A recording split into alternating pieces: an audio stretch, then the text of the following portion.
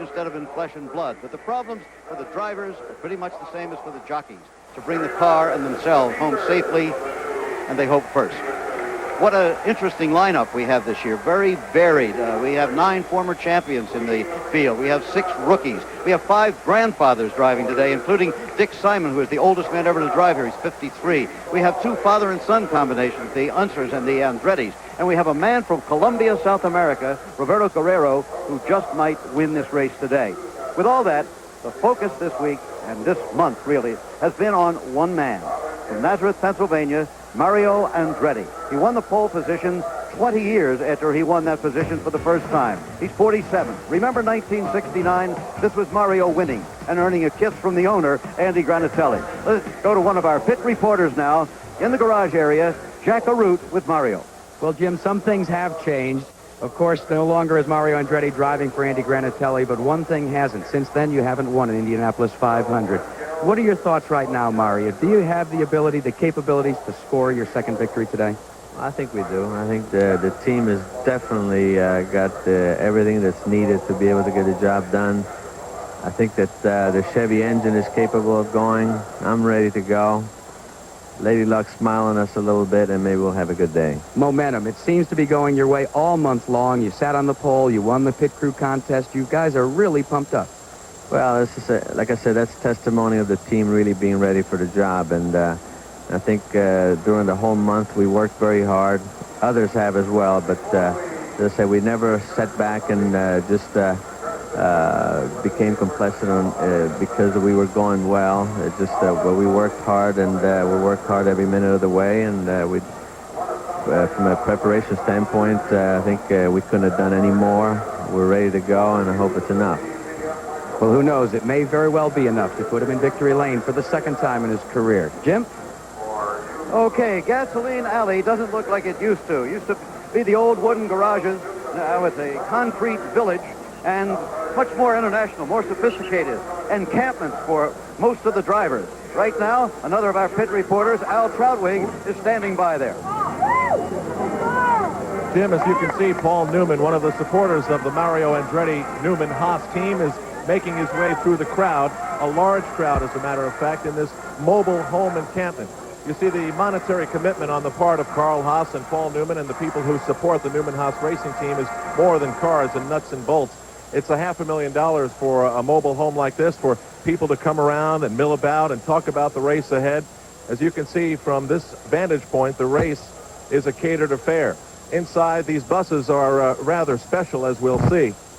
Come on inside the bus. Paul Newman was sitting in here for quite a long time. He talked with Mario for just a short moment. It has everything you could possibly hope to have, and it'll move from this race to the next and the next. But this is quite a pleasant place to watch the race. Oh, and by the way, even though the race is blacked out in Indianapolis, there's a satellite dish to bring in our feed, so you never even have to leave. Back to you. All right. Luxury suites. Well, they're right there in turn 4. They were built a few years ago. It's become the thing, really, at sporting events in America. We're at the Indianapolis 500 this time, though, and we'll be back.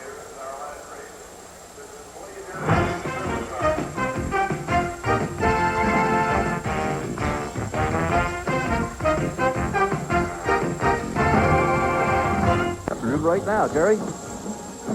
Bobby Ray Hall, the year has gone a full circle almost now since that victory last year, and you got to go out and try to do it again. What's going to be the key to that repeat this year? Well, obviously we got to get it to the end.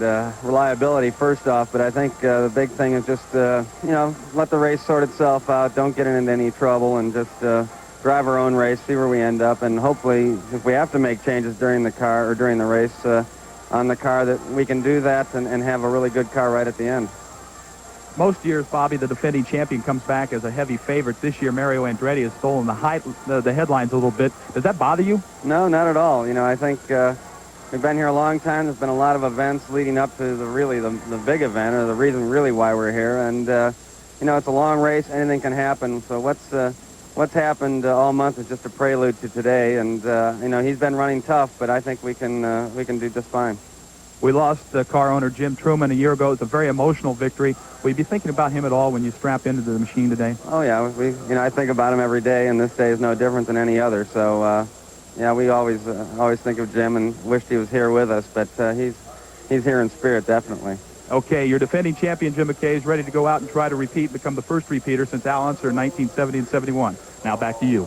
Okay, of course, Jim Truman was the owner of Bobby Rahol's car. He was very close to him, and he died just 11 days after Bobby won his race last year. As I said, we're in the pit area here, and it's hard to describe it. All this began at 6 o'clock this morning when the gates opened. It's more than a race. It's a whole day here. When we arrived at 10 minutes to 7, some people, a few, but some people were already sitting in their assigned seats in the grandstand. Since then, they've been listening to the Purdue University Marching Band, and Ohio State Band came by a while ago. A great deal of pageantry here, and this is the most beautiful day that I can remember. More than that, I talked to Sam Hanks, who has driven and been here for heaven knows how many years. He said he cannot remember a day as beautiful as this for the running of the Indianapolis 500. Temperature is 66 degrees. There's no wind. Should be good for the engines and for everybody else. Let's take a look at one of the cars now. Not the cars up on the first row at this moment, but here is car number 87. That is the car of Steve Chassis. We wanted to find out about this young man because he's an interesting person, and we talked not to him, but to his 8-year-old son, Blaine, and here's what Blaine had to say.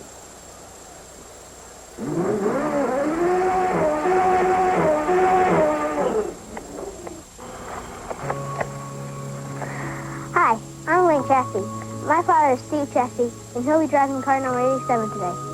My grandfather got my dad started in racing, and in 1964, he built his first race stock car.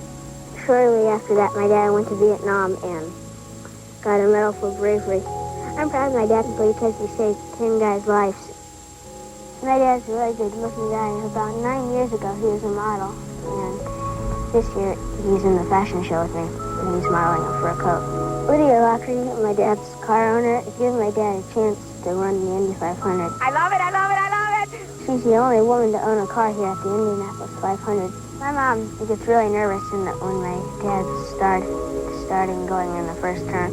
She thinks he's going to crash and spin or something. But I don't get nervous because I know he's a good driver and won't crash. In 1983, my dad finished 11th in the race, and I didn't go there. And I can't wait to see what happens this year's 500. I want to be a race car driver just like Dad. Oh, no, Blaine, in the house. Here are the proud parents of Blaine Chassis, Gina and Steve Chassis. Steve, you're starting in the last row today. What are your best hopes for what you can accomplish? Well, I think that if things go the way we have them planned, we should be in the top 10 at the end of the race. We hope to run all day and use the yellows correctly and just continue moving up to the field. But I plan on laying off for a couple of laps, maybe 3 laps, just to let them get strung out and see what happens in the turbulence in front of me. We can perhaps guess from the tone of Blaine's voice how important this race is to you. But tell me a little bit about the trips across America, running through Indianapolis with your dad, and those thoughts as you look ahead to the race today. Oh, at this point in time, I'm not thinking much about that, but I travel all across the Midwest with my father and had been to every racetrack in the Midwest before I ever came back here. But since this is the largest race in the world and I think the most important race in the world, I'm just, even though I'm starting the last row, I feel real pleased because with 33 drivers in the world starting this race today, I'm one of them. So that's an accomplishment I can be proud of. Okay, and Gina, we hope to chat with you later. Have a good day, and as Jack Whitaker would say, have a good trip. Thank you, Steve. Back to you, Jim. A good trip is, in fact, the first prerequisite in the Indianapolis 500. They're milling in the infield, in the pits. They've come from all over the world. This race is being televised to some 40 countries live today. Much more to come.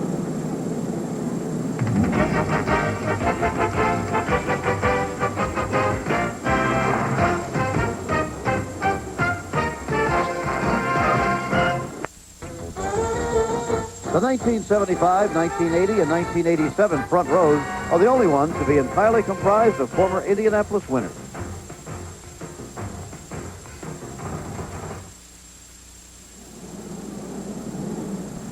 As I said, the gates opened at 6 a.m., but some of the faithful are still finding their seats as we approach race time. This is the view from the Goodyear blimp America from Houston, Texas, and what an incredible view it is. There is the blimp itself high overhead. You know, there are only two kinds of people in the state of Indiana today, those who are inside the Indianapolis Motor Speedway and those who wish they were. There's Johnny Rutherford on the left, one of the real veterans of this track, a three-time winner, and young Scott Brayton on the right. Rick Mears' car does sit on the outside of the first row right now. Rick Mears, who won the race in 1984, the one-time dune buggy pilot who ranks as a world-class race driver today. Jerry Gaffins is with him live right now. Indeed we are, Jim McKay and Rick Mears. The first part of this month was very tough for you, all the way from pigeon dropping, falling on your way. You're practicing a car that really didn't work the way you wanted it to work, or the rest of the team, and now you had to go ahead and qualify a year-old March, but you still stuck it on the front row. You were second quick Thursday in the last practice session. Do you think it's turned around? Are you ready to win this thing? Well, I hope so. You know, I think we peaked a little too early last year. Hopefully we're peaking at the right time this time. You know, the guys did a tremendous job with the Pennzoil car, the March, getting the thing turned around and able for me to run and qualify the way we did. So really, you know, I'm very comfortable with the car. It felt good on Thursday, and, you know, you never know until you see the checkered flag or whatever, how the conditions and stuff are going to be. So we're just going to hopefully run all day and then see where we're at. Is a year-old car capable of winning this race? It's never, the last 4 or 5 years, that would be an impossibility, but this year it might be, you think? Oh, I think so. I think so. Just by the way it shows and the way it qualified and how we ran, you know, on Thursday, I think the year-old car is very capable of winning it. And we ran a year-old, stuck with a year-old car in '79 when we won it, so maybe that's a good omen. How about Andretti and Ray Hall? You look at those as the two toughest competitors today? They are going to be tough. They always are. And, you know, the way they've been running all month long, they're going to be tough. And, you know, like I said, there's a bunch of guys out there that are running quick and running pretty good and strong. So, again, it's just going to be a day. It's going to be a long day. I think the guy's going to have to kind of sit back and bide his time, pay attention to the car and do what it's telling you. And you find out what the car wants and concentrate on it and work with it all day long. And then hopefully you'll have it at its best at the end. Okay, Rick, good luck to you today. Rick Mears, hoping win number 3 comes today. Back to you, Jim McKay. Okay, Jerry, there's more than the usual sense of trepidation as we approach the start of the race today. There have been more crashes this month, 26, than in the previous 2 years put together. Why? Well, there are different theories. The new March cars, some say, the new radial tires, inexperienced drivers. And yet this frightening moment on Carburation Day last Thursday happened to the most experienced man on the premise, the only 4-time winner of this race, A.J. Foyt. A.J. crashing in turn 1, he could hardly believe it himself. He said, I cautioned my rookies to be careful, and then I went out and did it myself. But A.J., as he has had before, has put this car back together again. I'm sure he participated in that himself. The car is ready to go, sitting on the inside of row 1. Right now, let's explore the motivations of A.J. Foyt. Let's do it with Jack Arute. A father's love can come in various packages. If your name is AJ, it's a mini racer to run around your house. But love also includes lessons about life. I got away with a lot of stuff, but when I stepped out of line, it wasn't, now son, you go to your room, you be good. I got the hell swatted out of my butt, which I respect, and it probably kept me from getting into a lot of serious trouble. The Foyt family philosophy of do it better than the next guy formed a tight bond between father and son, a bond that transcended public scrutiny. AJ always in the spotlight and his father Tony in the wings, but never in the shadows. Regardless of the successes, Tony was there to remind his son of life's reality. My father never told me I ever drove a good race, never. But I guess with everybody else, he would die if somebody said something about me. At Indianapolis, I guess 1977, I mean, he was happy. Finally, we were the first time that anybody's ever won the Indianapolis 4 times. And we was over at the suite, I'll never forget it. I says, well, Dad, I said, what do you think? Did I do a pretty good job today? You know, just cutting up. He looked at me, and everybody broke up at him. He said, I don't know about good. He said, you did fair. Through all the triumphs, Tony stood next to his son. But when Tony died in 1983, A.J. Foyt was lost for the first time in his life. It's bugged the hell out of me, I'll be honest with you. Because he's my right arm. He would probably be very upset that I let it bother me as much as I did. He was a hard man. He never showed emotion. Not that long ago, I'll be honest with you. I go to the cemetery quite a bit. A lot of times I get tears crying. You're not going to forget 49 years of love overnight. The mourning period was a long one. A thoroughbred horse ranch has helped ease the pain and provide new challenges, possibly for the time when A.J. finally hangs up his helmet. But the lessons taught by the elder Foyt continue in practice by A.J., and the memory of the father lives forever with the son. I know I probably should have quit like everybody said 10 years ago. My father, before he passed away, said, son, you've won everything. What have you got to prove besides get hurt? I said, Dad, we're all going to die. But I'd rather die doing something and having fun. And he's probably upstairs here now raising hell. There's no ifs and ands. I know the way he would feel. Well, A.J.'s father, Tony Foyt, of course, has passed away, but A.J. Foyt is still here, just like he was in 1958. And A.J., starting on the inside of the second row, your thoughts as you prepare to finish your third decade at the Indianapolis Motor Speedway. Well, really, I'd like to win the race today like 32 other drivers. I think we do stand a good chance. We had some problems, you know. Carburation day, the crews worked around the clock ever since. They're not going to be sharp as they should be, but come race day, they get it up, and all I can say is I know they did the best job they can do with the car, and now it's up to me. How about the fact that you had to rebuild the car? You're starting with an untried setup, but what's interesting to me is the fact that a lot of the competitors came and offered help and assistance and parts and pieces. But what about you as the driver? What are your thoughts? Are you going to have to maybe hold back a little bit? Well, I don't want to do nothing foolish until we really see how the car started out. It's like any new car you rebuild. You don't know what to expect till you get out there and start running it. I feel we got it set up pretty much like we had it, but you never know till a green flag goes down. What about it? Number 5, does it come today, maybe? Well, I hope it ain't maybe. I hope it comes today. A.J. Foyt, part and parcel of the Indianapolis Motor Speedway. And, Jim, I think everybody hopes that he makes it number 5 today. Jim? A lot of room for sure, but then somebody like Danny Sullivan has plenty of supporters also. A former winner, still the glamour boy of the tour. At age 37, Danny Sullivan, live, preparing for Indy.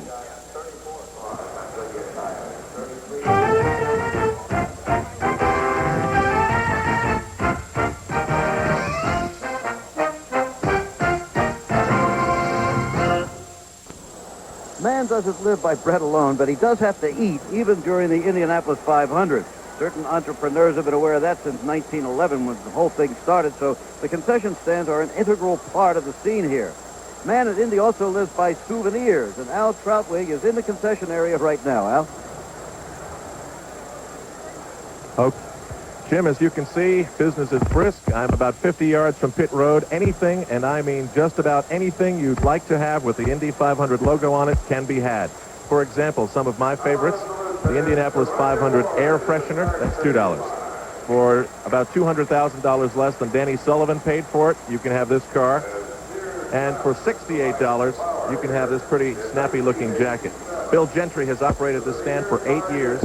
Bill, I guess people would be fairly shocked to know how much money you take in on this during race month. That probably would be, yes. In all those years, have you seen any racing? I've never seen a race. You want me to fill in for you for a little while today so you can go out and catch a few laps? Well, that might not be a bad idea. Bill, do you marvel at how much the people want to have things that say the Indianapolis 500 on it? Right. They've got to have something that says that 500 on it. All right, thank you, Bill, very much. Personally, I've picked out this hat for $10. Jim McKay? All right, Al, thank you very much.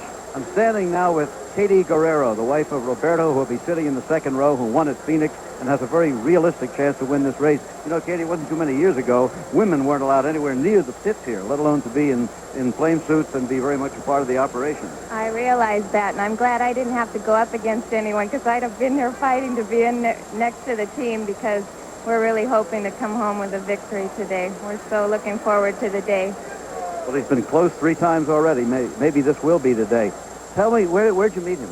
How did it happen? We met 6 years ago on a yacht in Monte Carlo when we were there for the Grand Prix. On a yacht in Monte Carlo. Not a bad place to meet. That's right. The first time I saw him, I said, I'm going to marry that man. You really did? I really did, and it happened, and it's wonderful. How much longer after that was that? We got married a year after that and lived happily ever after up to... We have a little boy that's 20 months old now who is here somewhere watching, probably to see what he'll be doing in 20 years or so. Have you learned to speak Spanish? I'm trying my darndest. It's not too good, but I get my point across. All right, Katie. Good luck to you and to your husband. It's a great day. Thanks so much. Thanks for having us. Katie Guerrero. Let's go back to Gasoline Alley now.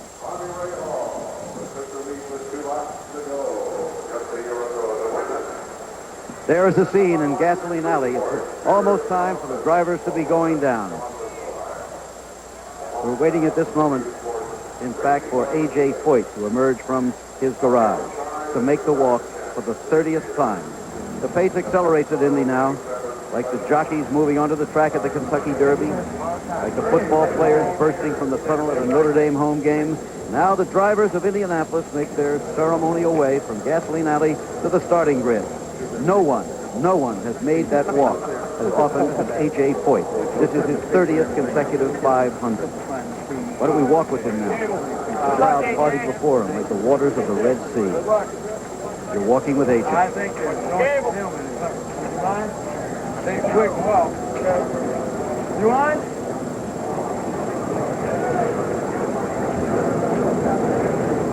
Oh, A.J. Stopping for a last-minute interview. Can you imagine that? I would say that poise at the age of 52, after winning Indianapolis 4 times, after crashing here just 3 days ago on Thursday. Now he's moving again.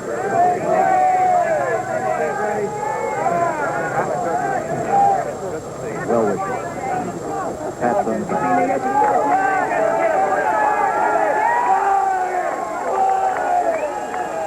Still in the crowd now.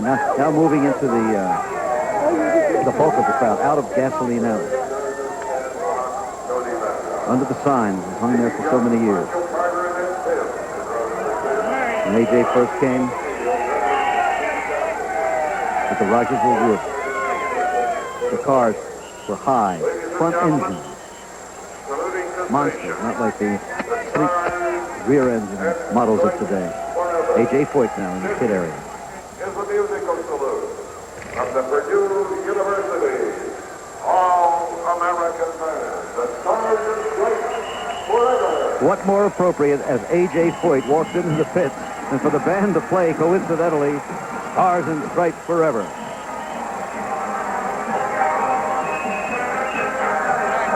Pride of Texas, A.J.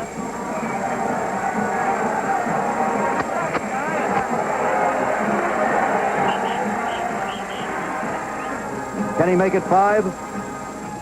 We'll be finding out very shortly.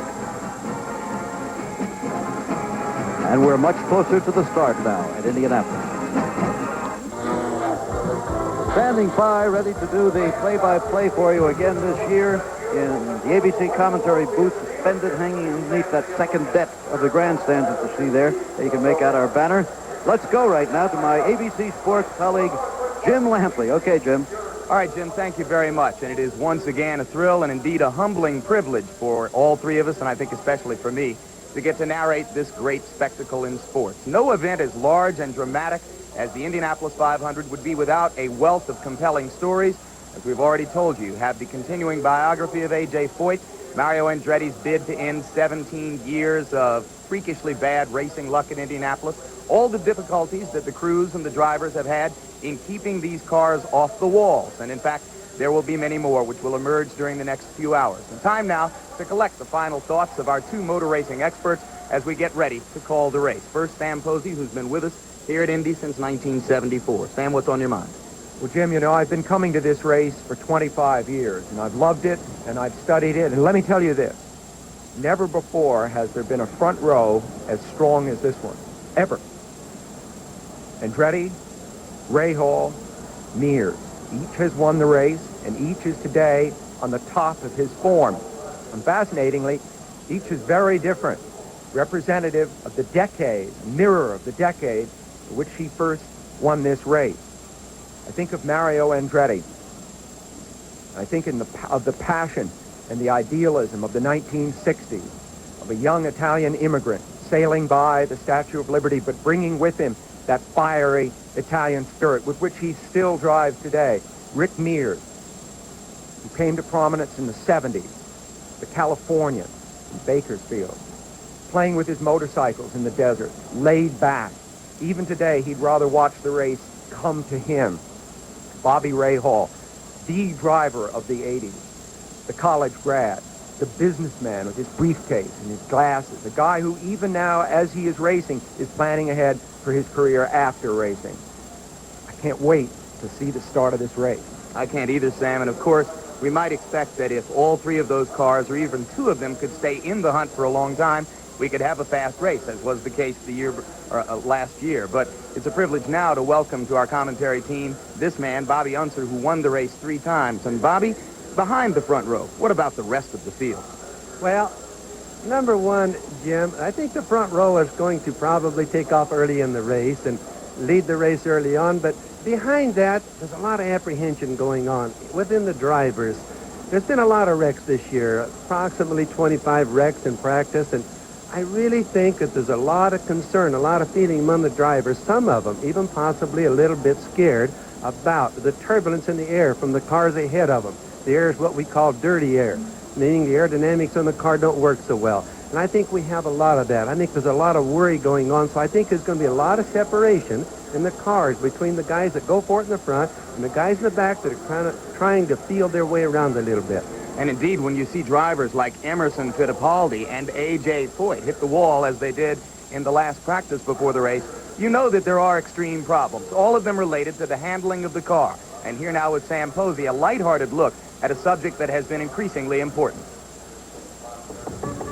As any chef, amateur or professional, knows, the recipe in the cookbook is just the beginning. It's up to you to give it life. Ingredients, preparation, stirring, seasoning, the right heat, the right timing. You must bring to the dish your own particular magic.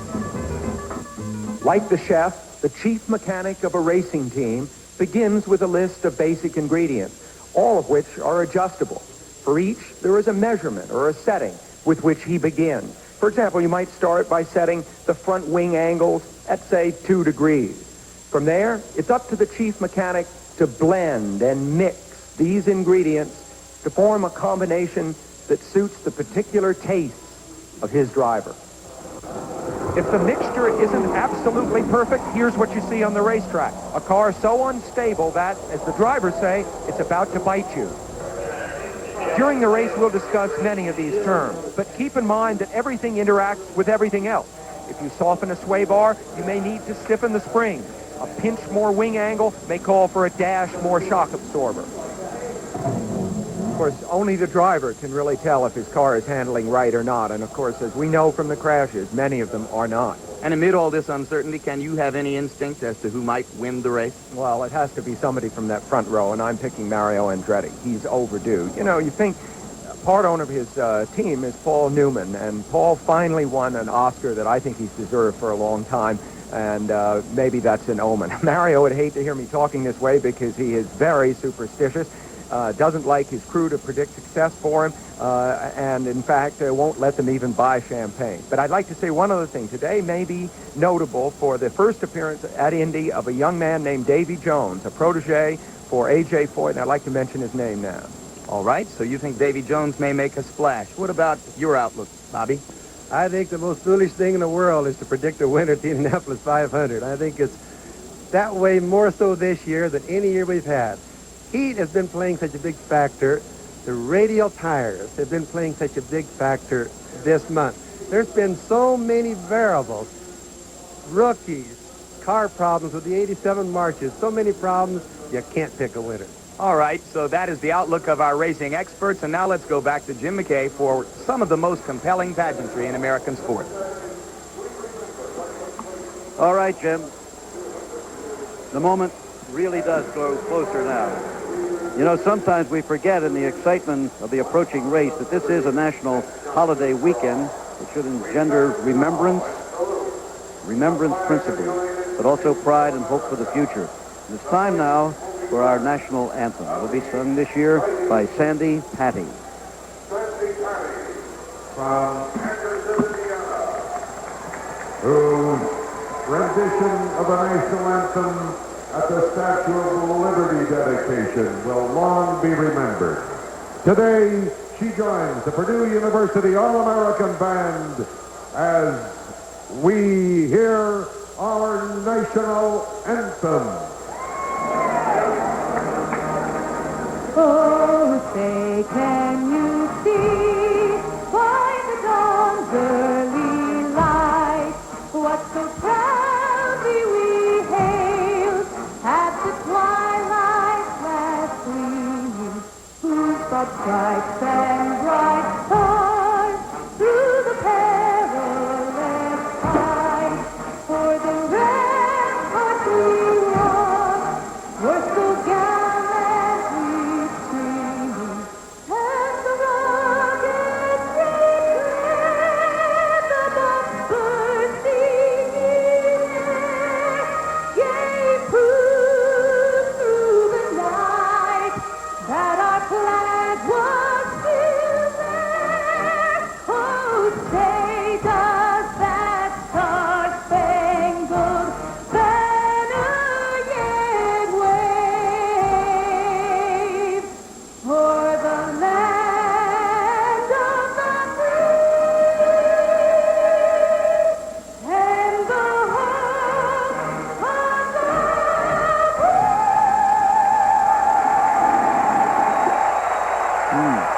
Indy, Patty, well remembered from Liberty Weekend with our national anthem.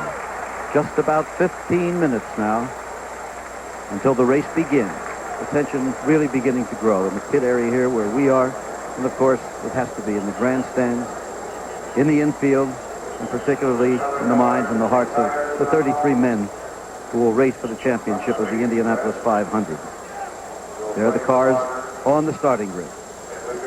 Now we're going to hear the invocation here by Archbishop Edward T. O'Meara of Indianapolis. To introduce for the invocation the Most Reverend Edward T. O'Meara, Archbishop of the Roman Catholic Archdiocese of Indianapolis. The thousands of us here pause for a moment of prayer. It is Memorial Weekend, America's time for remembering. A fresh memory is 37 flag-draped coffins lifted reverently one at a time from the desert sands of Bahrain on the Persian Gulf to begin the last long journey to their homeland. May they be at peace this day with all the thousands of others who have laid down life for country since 1776. In our memories, too, we carry the thousands of other men and women who are the survivors of our country's conflicts. O good God, ease the pains of their bodies and their spirits. We remember those who wear our nation's uniforms today. Bless these men and women. May they serve with honor and be instruments of peace. Guide all of us in America as we struggle with can we and should we, the endless struggle between might and right. Keep our courageous drivers and their skillful crews in the hollow of your hand. See that all of us treat each other with respect and return us safely to our homes, and accept our thanks for this loveliest of days. Amen. Yes, Memorial Day weekend remembers those who have died for their country. Here at the Speedway, this immense throng also now is going to pause to remember those who have died on this race course. The crowd rises and is silent for the playing of taps. We pause here in a moment of silence to pay homage to those individuals who have given their lives unselfishly and unafraid to make it possible for us to witness, as free men, the world's greatest sporting event. And we also pay homage to those men who have given their lives unselfishly and without fear to make racing the world's most spectacular spectator sport.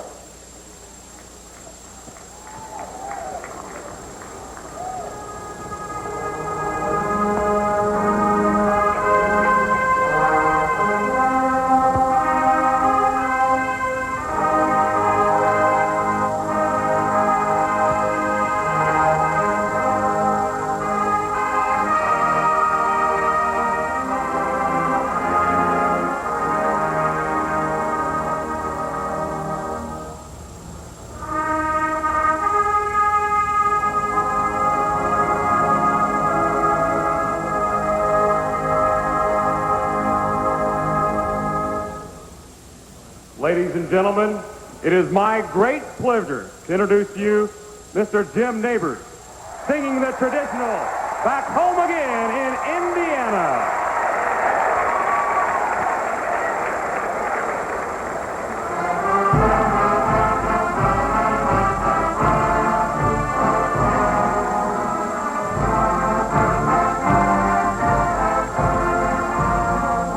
Back home again in Indiana, and it seems that I can see the gleaming candlelight still burning bright through the sycamores for me.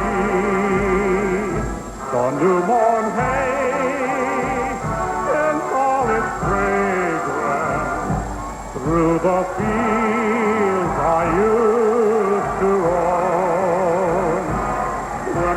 dream about the moonlight on the water.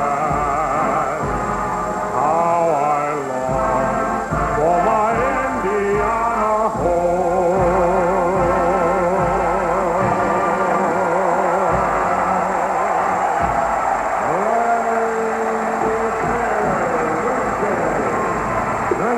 From this point on, everything is tradition. The balloons going up. It's been happening since 1911. The singing of Back Home Again in Indiana. And the great crowd poised for the start. For the cry that has been heard down the decades. The cry that speeds up our pulse and strikes a little fear into our hearts. A moment from which there's no turning back. We're about to hear the command that means the race will now begin. Standing by for Mrs. Mary Holman, the widow of Tony Holman, the man who made this race course and this event what it is today. To the head of the field at 33. Here's Jim. Yes, the moment and the words that we have been waiting have arrived. And at that time, here to give the traditional command is the chairman of the board of the Indianapolis Motor Speedway, Mrs. Mary F. Holman.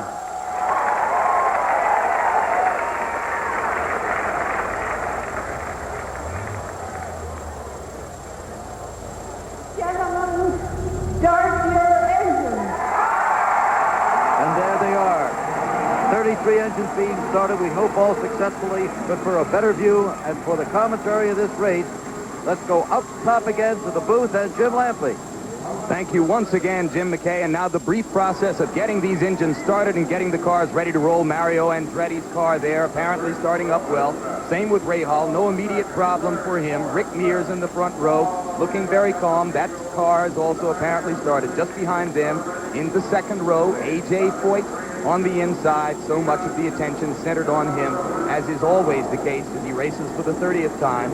And next to him, Roberto Guerrero, a rising star right next to the perhaps still falling biggest star of Indy racing. Danny Sullivan is back farther in the pack than we might earlier have expected. His car apparently starting up. Al Unser Sr. just got that ride within the last couple of weeks. Hadn't raced this year before this race. And earlier today, you met Steve Chassie, who starts in the back row. That scene also looks collected, as apparently his car has started up well. So far, we can't see that anybody is having any difficulty in getting the car started. So very shortly, they should begin the first of the two parade laps at a measured pace of about 70 or 80 miles per hour, which will precede the pace lap and then the green flag and the start of the race. Those cars pulling away are the Chrysler LeBaron turbocharged convertibles, which are being used this year as pace cars.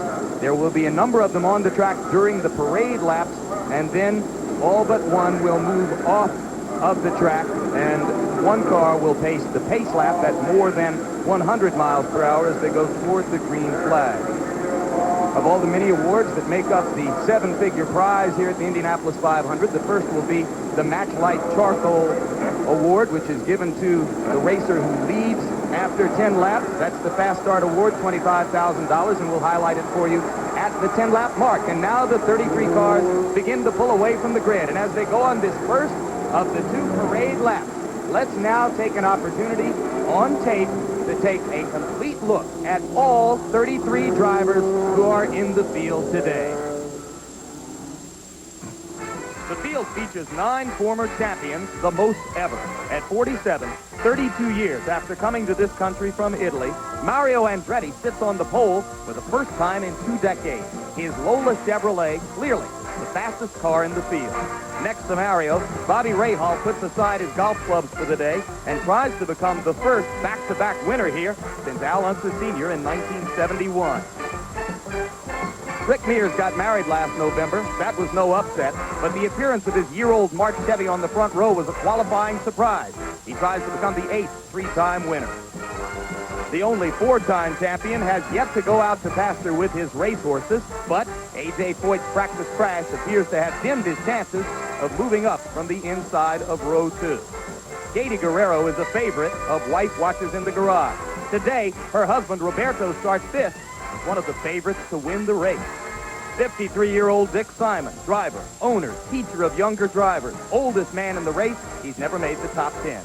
Harry Lyondike is beginning to prove he has more than just European style. His position inside row 3 may give him an early shot at the lead.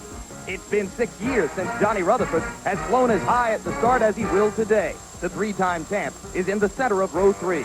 Outside of him, recent father Michael Andretti tries to keep alive a streak which has produced 3 top 10 finishes in 3 previous Indy appearances. Row 4 features 2 rookies, Ludwig Heimroth and Jeff McPherson, flanking veteran Rich Vogler. In row 5, 3 veterans who've never won, Scott Brayton, Jeff Brabham, and for his 16th try, Gary Bettenhausen. Danny Sullivan has had another busy month. Talk shows, interviews, even a soap opera gig. He'll race in another year-old Penske car inside row 6. Next to Sullivan, rookie Fabrizio Barbazza, one of 9 foreign-born drivers. Outside, 50-year-old Gordon Johncock, out of retirement with his first car since '84. Row 7 finds Irishman Derek Daly on the inside. In the middle, 3-time champ Al Unser Sr. into third of Roger Penske's 3 entries. And after 2 practice crashes, Tom Sneva on the outside. Al Unser Jr. is continuing the race's most glorious family tradition inside row 8. He hasn't won yet. Rookie Randy Lewis brings a sports car racing background to the big show. And 1986 runner-up Kevin Cogan starts today with a lot of traffic in front of him. Row 9, Mexican glamour boy Jose Legarza, rookie Stan Fox, the younger Bettenhausen, Tony. Row 10, A.J. Foyt's protege, rookie Davy Jones. 1985 pole sitter Pancho Carter, Cornell University grad Ed Tim. At the rear, George Snyder, Steve Chaffee, and in a substitute car necessitated by the last practice crash, Emerson Fittipaldi. And as we come back live on the second of the 2 parade laps, the lead pace car, the one most important, actually the third one in the line, is being driven by the noted car builder Carroll Shelby, who now works for Chrysler. In one of the cars, his boss, Chief Executive Officer Lee A. Iacocca of Chrysler, perhaps the best-known business executive in the country today. Joe Cloutier, the president of the Indianapolis Motor Speedway, is driving one of the pace cars, and in that car, riding with him, Mary Holman George, one of the principal owners of the track, daughter of Tony Holman, the impresario of this track for so long after it was bought by the Holman family in 1945. Quickly now, a final word from our 2 pit reporters. First, Jack Arute. Jim, over the last couple of years, we've seen fast races here at Indianapolis, and therefore we've seen a lot of the new breed making their way to victory lane. I personally think this year, because of all the problems and the question marks during the month, we may see some of the old guard make their mark once again here at Indy, especially guys like Mario Andretti and A.J. Foyt. They have the knowledge, close to 25 to 30 years of it, to be able to make adjustments, especially if there's a lot of cautions. And the guys behind us, they'll have to make sure that they can make those adjustments. Let's check in now with Jerry Gaffins. Jack Arute, you talk about the men behind us, 33 pits behind us. Their work is done in preparation. The drivers and machines, it's up to them on the track now. We'll be here to cover the pit story throughout the afternoon. And as far as the race winner, Jim Lampley, I like the combination of Bobby Rahal, the Lola, and the Cosworth. Back upstairs to you. All right, thank you very much, Jack and Jerry. We look forward to hearing from you all day. And now the drivers come around turn 4 and get ready to go on the pace lap, the last lap that precedes the start of the race. Bobby Unser, an experience that you had many times. What goes through the mind and the heart of the driver right now? Jim, it would be amazing if we could just measure the amount of concentration, the amount of butterflies in their stomach. It's just awesome, the amount of concentration that's going on, and the guys are really trying not to notice the crowd, not pay attention to anything, and most important, act themselves, try to act normal. Meanwhile, we see that one of the cars appears to be spitting flames. Hard to tell in that shot precisely who it is. It looks blue and yellow to me. Could that be Michael Andretti, who is already having difficulty with his automobile? Certainly. No, there it is. It is one of the A.J. Foyt team. That is George Snyder in car number 84, whose car is acting up already on the pace lap. So we'll wait now to see whether Snyder will be black flagged and whether there may be another pace lap before the start of the race, or even a yellow flag and perhaps a restart. You'll recall that last year Tom Sneva crashed on the second parade lap. And here now a look from inside the car of Bobby Rahal, carrying one of our 3 ABC Sports race cams during the day. We will have a race cam also in the car of Al Unser Jr. Another is mounted in the car of Jeff Brabham, and we hope to be getting unique views of the race throughout the day from inside those 3 cars. Al Unser Jr. back a little bit in the field. You can see the cars in front of him. They wiggle back and forth on the track like that merely to heat up the tires and get the tires into the best possible condition for racing. And Sam Posey, as they once again go down the backstretch, your thoughts? Of course, we've got to think about what's going to happen with George Snyder, but he is at the back. You wonder right now which drivers are planning aggressive moves, which ones are planning to hold their positions, and if one or two of them, Jim, isn't just plain scared to death. All right, we are very close to a green flag. If all goes well, this is always a moment for holding your breath. This year, because of everything which has happened this month, jaws are clenched just a little bit more tightly than normal. Along pit row, in the luxury suites where car sponsors and owners wait, and of course, in the garage where many wait to see their drivers come back, if they do come back. The green flag goes down. The expectation is that Mario Andretti, from the pole position, will try to go for the lead, and it is indeed Mario Andretti in car number one. Mears pulls into the formation behind him as they go into turn one. Andretti, Mears, and in the middle of the front row, Rahal drops back into a comfortable third place. And now behind him, A.J. Foyt has dropped back just a little bit, and it appears that he is not going to be among the early leaders, and there is an incident already. There is already an incident on the track, and that is the car of Jose Garza, number 55, who apparently did not get through turn one cleanly. So Garza moves down inside the apron, and we'll see a yellow flag. He's got something bent on his front end, Jim. He's obviously had some contact. There's George Snyder in the pits. He had a fire just before the start of the race. Well, we started with 33 cars. At the moment, only 31 of them appear to be satisfactorily operational. And what a difficult moment now this is for the drivers, Sam. They've gotten themselves all geared up and pumped up for the biggest moment of the racing year, the start of this race, and now they must once again relax. Yep, they're going to have to go through the whole thing again. Let's have a look and see what we can see of Garza's incident. This is in turn one. We see Garza. Oh, there's more than one car involved. There's Garza on the extreme right being hit by a second car, which might be either one. That looks like Tony Bettenhausen. No, it looks like Pancho Carter right there. Yeah, that's right. In the orange and white car, and going by. On the inside is Stan Fox. Stan Fox got by cleanly, but that is right. Jose Garza hit the outside wall, and apparently Pancho Carter brushed him going by. There's a look at Carter. Bobby, it looks to me like his car may be... His right rear is just totally bent. It's going to put him out of the race and possibly a very long pit stop. Either way, it's going to take his chances away for any win. So once again, just as was the case last year, the start of the Indianapolis 500 has been abruptly halted by an incident. Last year on the second parade lap, this year on the first lap. The first lap, always the most difficult and troublesome for the 33 cars in the race, and lightning has struck again. Another look, Bobby Unser. Jim, this is very much like we were all talking about before. Probably had a little bit of dirty air. Somebody got sideways. It's a little hard to tell from our picture which came first as far as the cars going sideways there, but they obviously had some contact. It's going to Ben Jose's car, Pancho's car. It's a shame to have something happen this early, but I think all the drivers were aware of it originally. So I think they were trying to be careful in spite of what we saw. We will be back to sum this up and hopefully start the race again right after this commercial and a word from our local stations.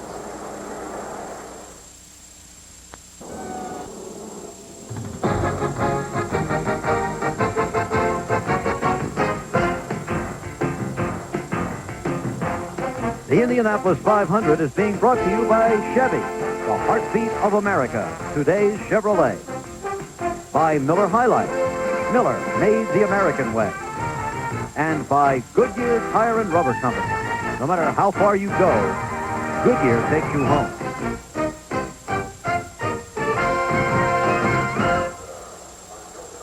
Back live, the cars have completed 3 laps, all of them under the caution flag. Let me clear up any confusion I may have created with the use of the word restart. The cars will not stop and start again. I simply refer to the fact that sooner or later the yellow flag is going to be replaced by green, and they'll be racing again.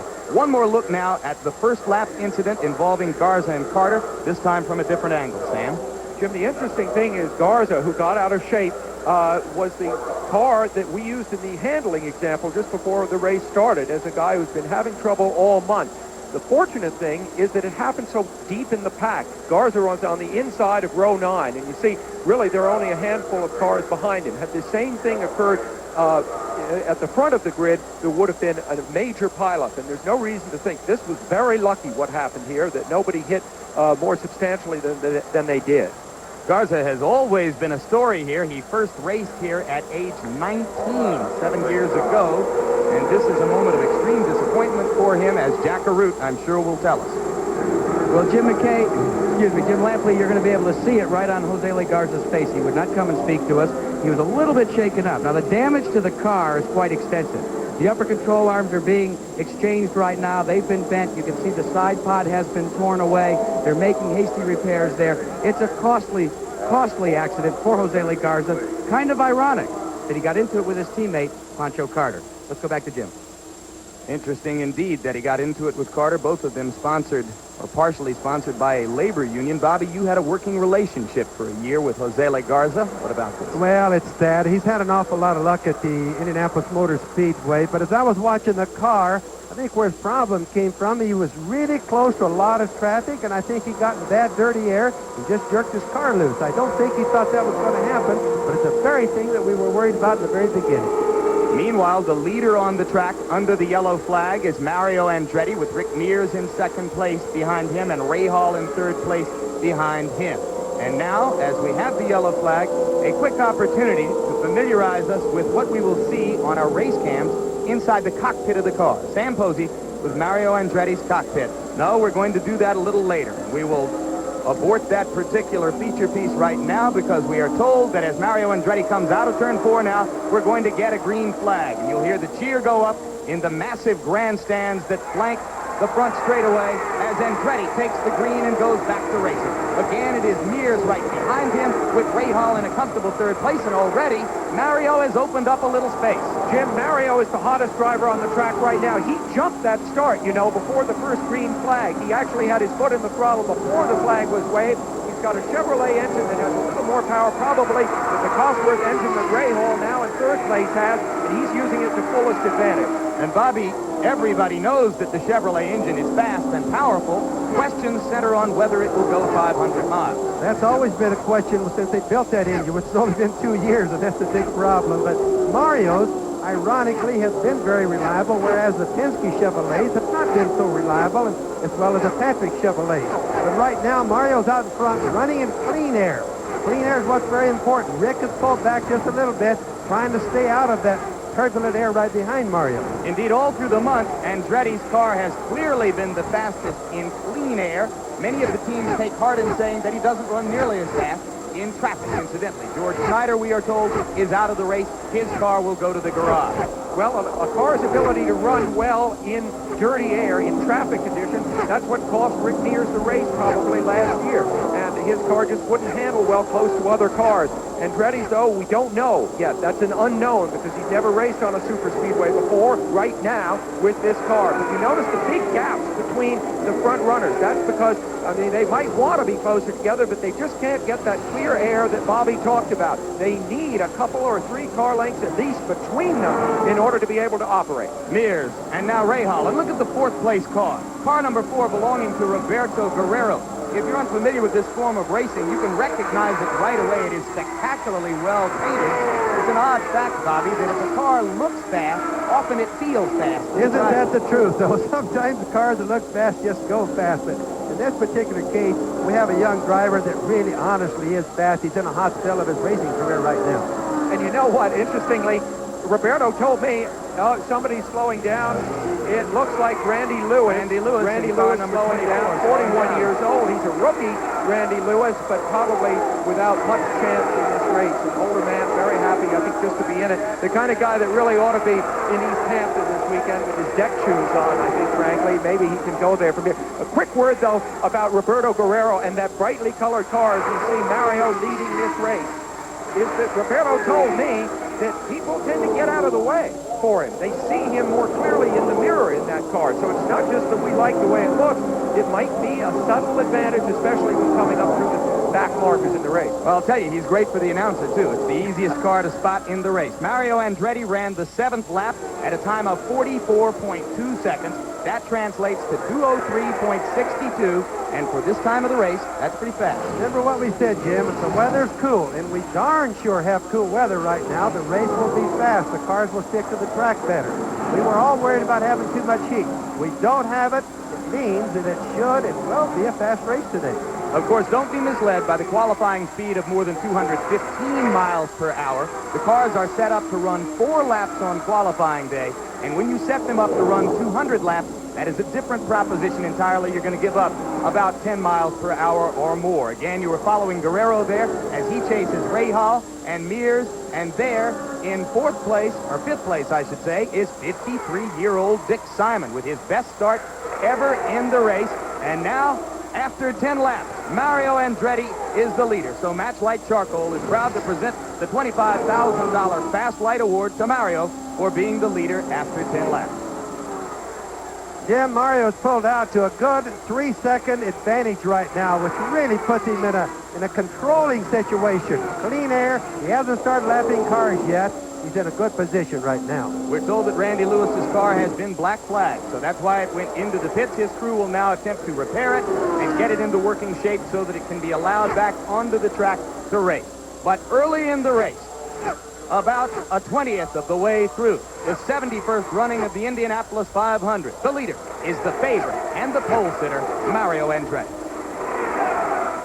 The artist Leroy Neiman, as he does his sketches in the pits, and of course his eye is drawn, as are so many in the racing world, to the work of Roger Penske and his team. But out on the track, after 15 laps of 200 in the 1987 Indianapolis 500, Mario Andretti continues to hold the lead. Rick Mears chasing him, and behind Rick Mears, the 3rd place car is that of Bobby Rahal. Meanwhile, this is a stage of the race where you look for somebody who is moving up fast.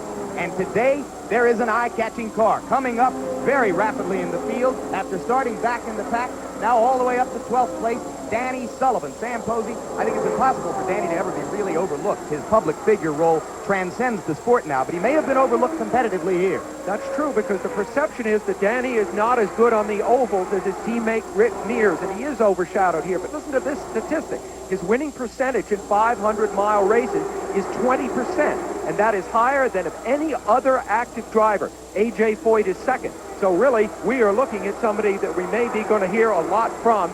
Now, as we're back to the leaders, Jim, you see that Mario Andretti is already having to cope with the dirty air of cars that he is lapping. Indeed, he was lapping cars as early as the 12th lap, Bobby Unser. That's soon. I mean, that's really quick. That means that compared to the field, Mario is really going fast, and that's what we expected. We've had some cars already in and out of the pit.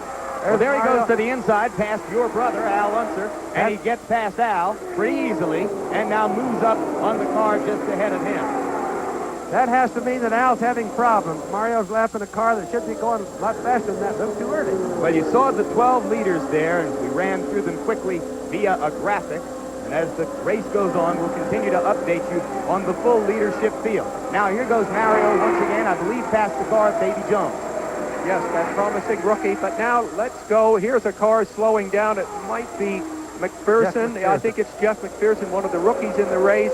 A car with a Honda engine. Only 2 Honda engines. There's some Chevrolet engines, some Cosworth engines, and some Buick engines. But here is a Honda headed for the pits. Well, what a thrill it had to be for McPherson just to be here today. 2 years ago, he was racing in Tasmania and New Zealand, and today he started the Indianapolis 500. Let's go to Jack Carew.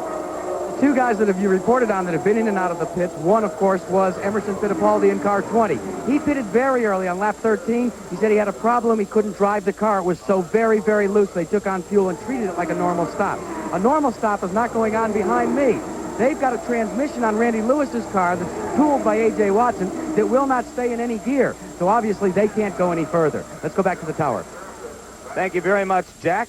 And quickly now, let's get back into that cockpit piece as Sam Posey shows us the inside of Mario Andretti's car.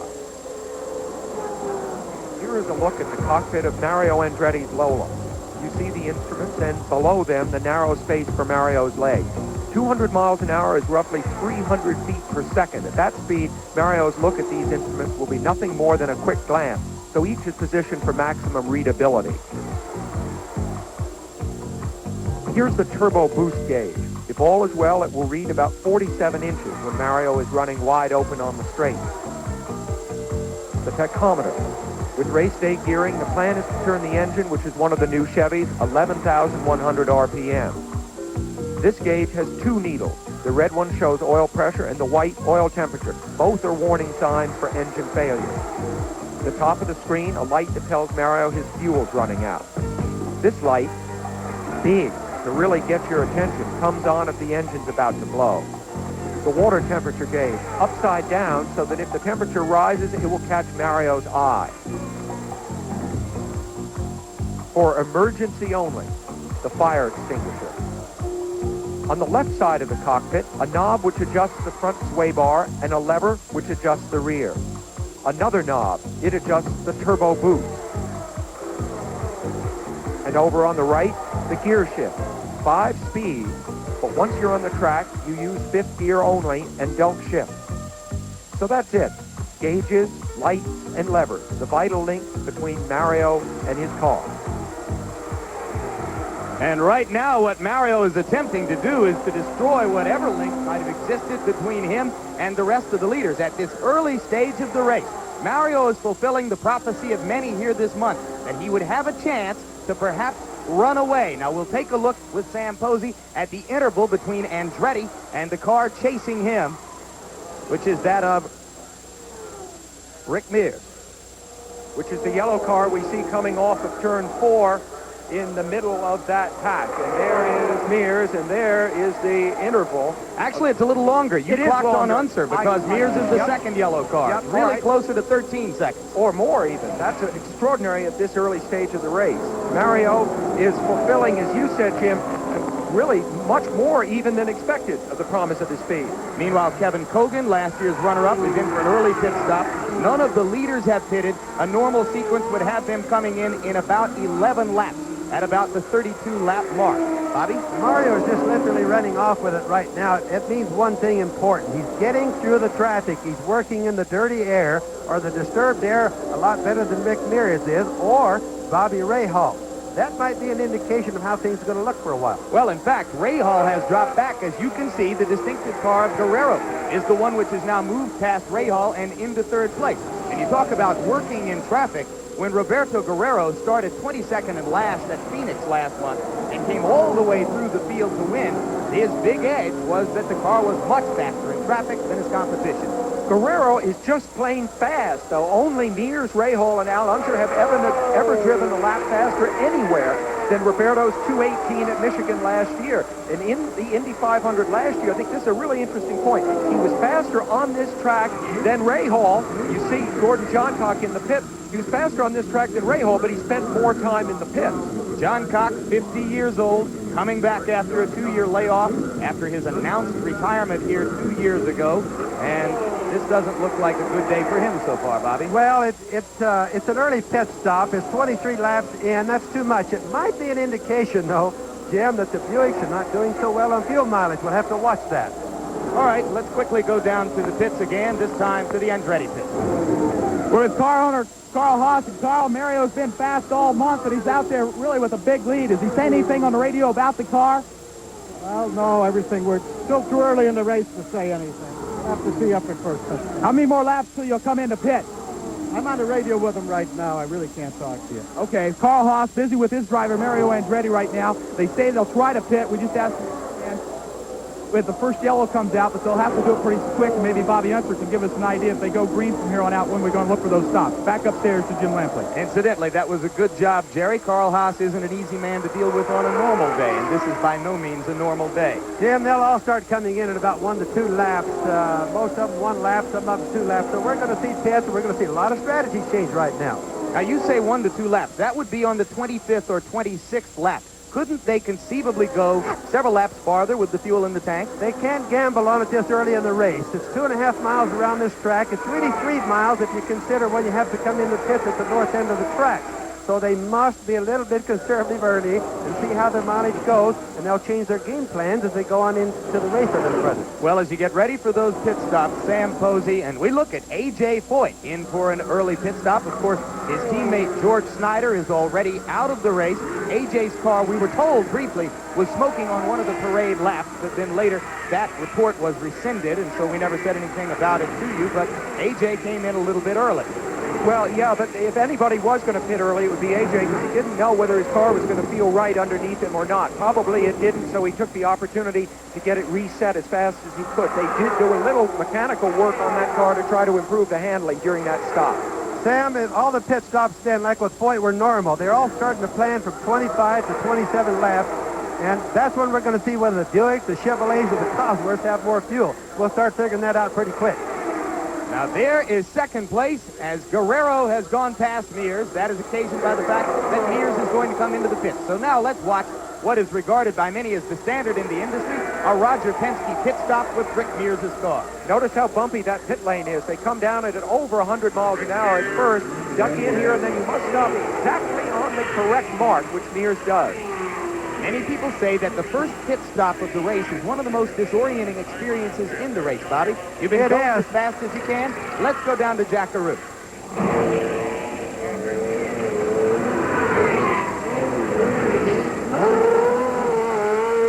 Jim, this is a case of what we saw there where Rick had both right side tires changed. Now that is only for changing the handling. What it meant was he wanted to change the stacker a little bit on the right rear between the right and the left for a little bit of help in the handling. Now we should see Rick go a little bit faster than he's been going in the first sequence. 16.9 seconds. Good. That's a typical good Penske pit stop. He always makes good ones. Bobby, do you think that Mears was having trouble in dirty air? This is the same car, after all, that he ran with last year. And before he made that stop, Guerrero had passed him, and Mears didn't seem to have quite the fight that I would have expected from him. Sam, keep in mind, Thursday Corporation Yellow Day was flag, very Bobby. hot. We have a yellow. Yep. Ludwig Heimrach Jr. Yeah, Yep. that's another That's rookie. a rookie from Canada. His father, a famous driver. Now Mario ducks in immediately. Now here's racing luck, right? Yellow has come out. The leader, Mario Andretti, is capitalizing on it because, Mears had to stop under the green, and there a tire has come off in turn 4 down to Jerry Gaffin.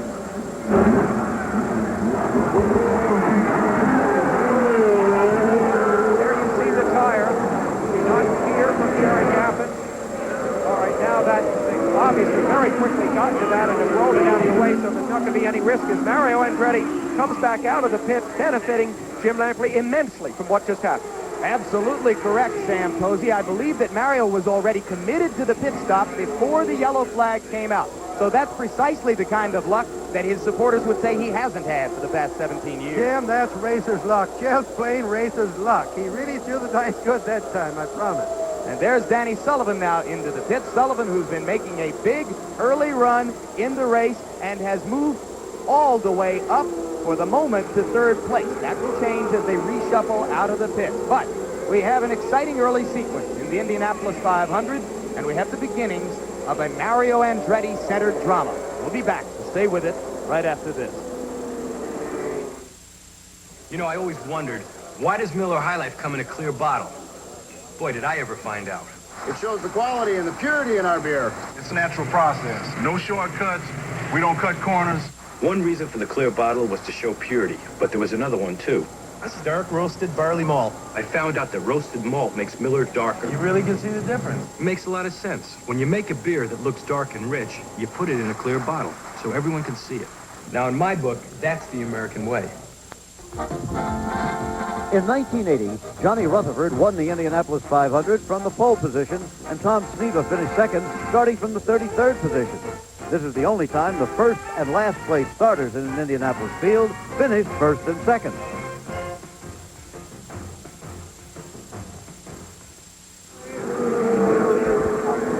This is Jim Lampley back live in Indianapolis, where you can see that the yellow flag remains out on lap 31 of the Indianapolis 500 while we are away.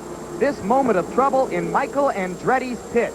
At this moment, the Michael Andretti team is still recovering from this incident. Bobby, smoke in the pit. There may have been a fire. Well, there obviously was a fire. What caused it is a pit stop. I really can't tell you right now. There was so much happening all at the same time. We had action all around this racetrack. And now, Sam Posey, Michael Andretti's car is being pushed to the garage in front of us. For the moment, it is he who has inherited his father's legacy of racing bad luck here. Yes, but it's the first time he's had bad luck here, Jim, because he has raced. That crewman there with his back to us, so the helmet on might have been hurt. But this is the first time that Michael Andretti in 4 starts has ever been out of the race. He finished his first 3 starts here, appeared to have a real lucky streak going. And now there is a look at a very frustrated Michael Andretti live. Remember that a methanol fire does not produce flames. You do not see flames. You see only some vapor with a methanol fire. As we were looking at, let's go to Jerry Gaplin right now. Jerry has the report. Michael Andretti, Michael, a pit fire there, a lot of scare. What happened? Well, we came in, actually the car broke anyway. We broke a CV joint, and then the yellow came out, so I came in the pits, and obviously I guess the fuel just started gushing out, and then it finally caught to the engine and started a fire, but it was a bit of a scare there for a moment. Your crewman, Jim Wilson, seemed to get burned, or he had a lot of water on him. What happened with Jim? Well, I didn't see the whole thing, but I think he probably got the worst of it, but he looked like he was all right, maybe just a little shaken up. Track conditions, real quick. We've seen a lot of incidents out there. What's it like out there? The turbulence is unbelievable. I didn't expect it at all. It was just, I mean, the car was all over the place, and I wasn't the only one. Everybody, it's going to be a long day for those guys, I'll tell you. Was it scary? Yeah, it had a couple moments for sure. Okay, Michael Andretti's okay, though? Yeah, I'm fine. Okay, Michael Andretti, Jim Lampley. All right, thank you very much, Jerry Gappins. And before we demonstrate a pit stop to you, which we will in just a moment, Bobby Unser, there were winners and losers in that pit sequence. Yes, there certainly were. Mario Andretti, Bobby Rahal, Roberto Guerrero, for example, all pitted under the yellow. The guys who got hurt, Rick Mears, A.J. Foyt, Dick Simon. Under the green, they pitted. Well, whether yellow or green, you want the pit stop to be as fast and as efficient as possible. As you watch Rich Vogler slowing down, let's take a look at a typical good pit stop. Each team expects to pit 7 or 8 times during the race. And in this demonstration of a typical stop, the crew gives the driver a drink, refuels the car, and changes the tires, all in roughly 16 seconds. Never is it more obvious that racing is a team sport. While the car is stopped, each member of the 5-man crew is an active participant in the race. In the first 4 seconds, the refueler locks the hose onto a coupling, which prevents spillage. Next to him, a second crewman activates the air jack. Both wear helmets for extra protection against fire. 3 wheel changers using air-powered wrenches remove the wheel nut. In the next 6 seconds, the fuel flows at the steady rate of 3 gallons a second. The driver finishes his drink and keeps the engine revving to prevent it from stalling. The wheel changers swap the old wheels for the new and reach again for their air guns. In the final phase, the nuts are retightened, the wheel-changing equipment cleared away, the air jacks released, and the fuel hose uncoupled. The crew chief, watching from behind the wall, checks the pit lane for traffic and signals the driver to go. Ironic, isn't it, that we recorded that pit stop demonstration piece with Michael Andretti's team and his car, and that they should have the pit fire on the very first sequence. We are told now that we are going to go green and racing will begin again. Mario Andretti is being trailed now only by car number 1, Bobby Rahal, in second place. Third place belongs to car number 71 from the Dutchman Arie Luyendyk. Guerrero is in fourth, and Danny Sullivan, making a big run early in the race, Bobby Unser, is all the way up to 5th place. There is, on the part of some traditionalists in this sport, a natural skepticism about Sullivan because of his style and because of the eminence he's achieved in areas outside of racing. What do you think of him? Well, besides all of that, his social life is one thing, and his business is another thing, but most importantly, the guy is a good race driver. He does go fast, and especially on road circuits. Do you think his talent has been underrated on oval tracks, as Sam said? Well, I don't know. I don't really think he understands oval tracks as good as he does road circuits. He's just a super good driver on road circuits. That's the most I could say. Fascinating, isn't it, that if there's a shortcoming, he did win the Indianapolis 500 anyway. Yeah, and sometimes, Bobby, don't you agree that maybe if you're lacking the talent, you apply yourself in a more practical way and you get results that a guy with talent doesn't get? Well, like example, when he won in 1985 here, Sam, he makes this complete spin, a 360-degree spin, doesn't hit anything, and wins the race. Now, that's a lot of luck. Now, here we are inside the car of Bobby Rahal. And Rahal comes into the pits, and this is what it looks like on a pit stop from the race cam. The driver's This is a non-scheduled stop, Jim. Yeah, this is not planned. A He's got major problems. factor in the race. So this is the defending champion in the pits and doesn't want to be there. This is unscheduled, as Bobby points out. In fact, the crew does not seem decisively to know what to do, but that, we know that's bad, Bobby, right? The engine hood coming off. When the hood comes off, you know he's not going to win this race. Now, this is sad. There's those two of our favorites, Michael Andretti and now Bobby Rahal, at least out of being competitive. Last year, Bobby Rahal was blessed with racing luck in the Indianapolis 500, especially in the closing sequences of the race. Often, a lucky year is followed by an unlucky year. And the man who has been most unlucky in the eyes of many over the years is, of course, that one, Mario Andretti, who won the race in 1969 and has been expected to win several times since without ever having done so. Let's hear right now from Mario what it's like to be a strong favorite in this race. I think it's a great ride. I love it. I just love that kind of pressure because it means that you have something going for you, no question. And what I have going for me, I think, is just a very strong, capable team behind me. And I think that's been making the difference. That's what's, we're sort of inspiring one another. It's, we're all maintaining a high. And Bobby, stay on the track if you... a bunch of people with abundant talent that given me all the confidence in the world, the confidence that I never had before. So if we've been doing well, if we had sort of been at the front, especially this season, right from the outset, I don't think it's an accident. I think it's something that it's a result of a lot of hard, proper, diligent work. I feel that this team has the character to be able to sustain that peak. And whatever happens during the race, I can assure you that everything humanly possible has been done. And to me, at this moment, there are no greener pastures. And right now, Bobby Unser, let's point up that was a very important sequence which just took place during that interview. Rick Mears is a lap down. Oh, that was really an important sequence. Rick was ahead on the racetrack, but to explain to the people, he was going down one lap when Mario passed him, and that is terrible for the Penske crew. There's nothing that's really worse right now than to know you're down a lap, all because of that green and yellow pit stops a little bit earlier. Jack Arute in the pits.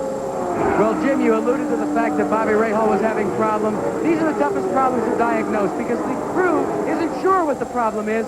They say the engine stopped, so they take it in logical order. They tried the spark plugs, they changed those, tried to start the car, to no avail. They've changed the spark box. Now they're back underneath the bonnet one more time, and to be quite frank with you, they're as befuddled as we are. Let's go back up to you. All right, thank you very much, Jack Arute. So it's a bad moment for Bobby Rahal, who's lost any chance to defend his championship. It continues to be a good day for Mario Andretti.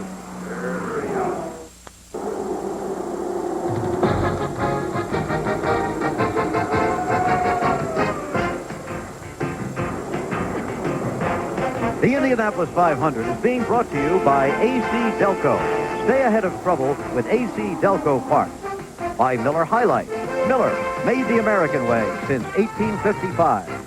And by the Kellogg Company, maker of Kellogg's Frosted Flakes. Tony's Flakes of Corn with a sweet frosting.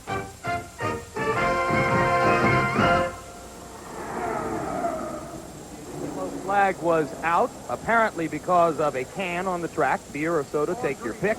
And the yellow remains out. We're told that they are going to go green as they come back around the next time. They're on the back straight now, headed toward turn 3, and they're going to go green on the front straight when they come out of turn 4.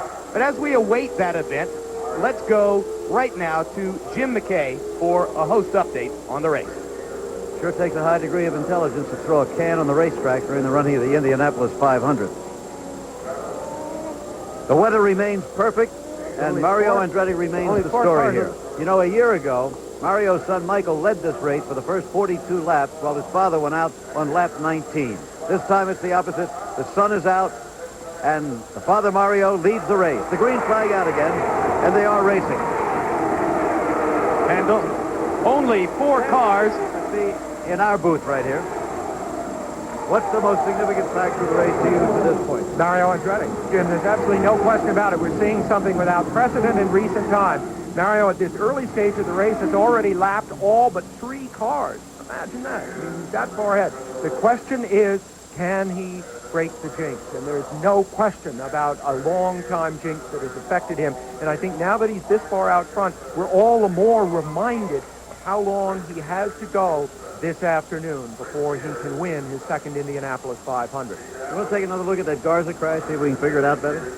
Yeah, let's have a look at that. Now, as we know, this is turn 1, right on the very first lap. And Garza buried in the pack. You see him spinning there.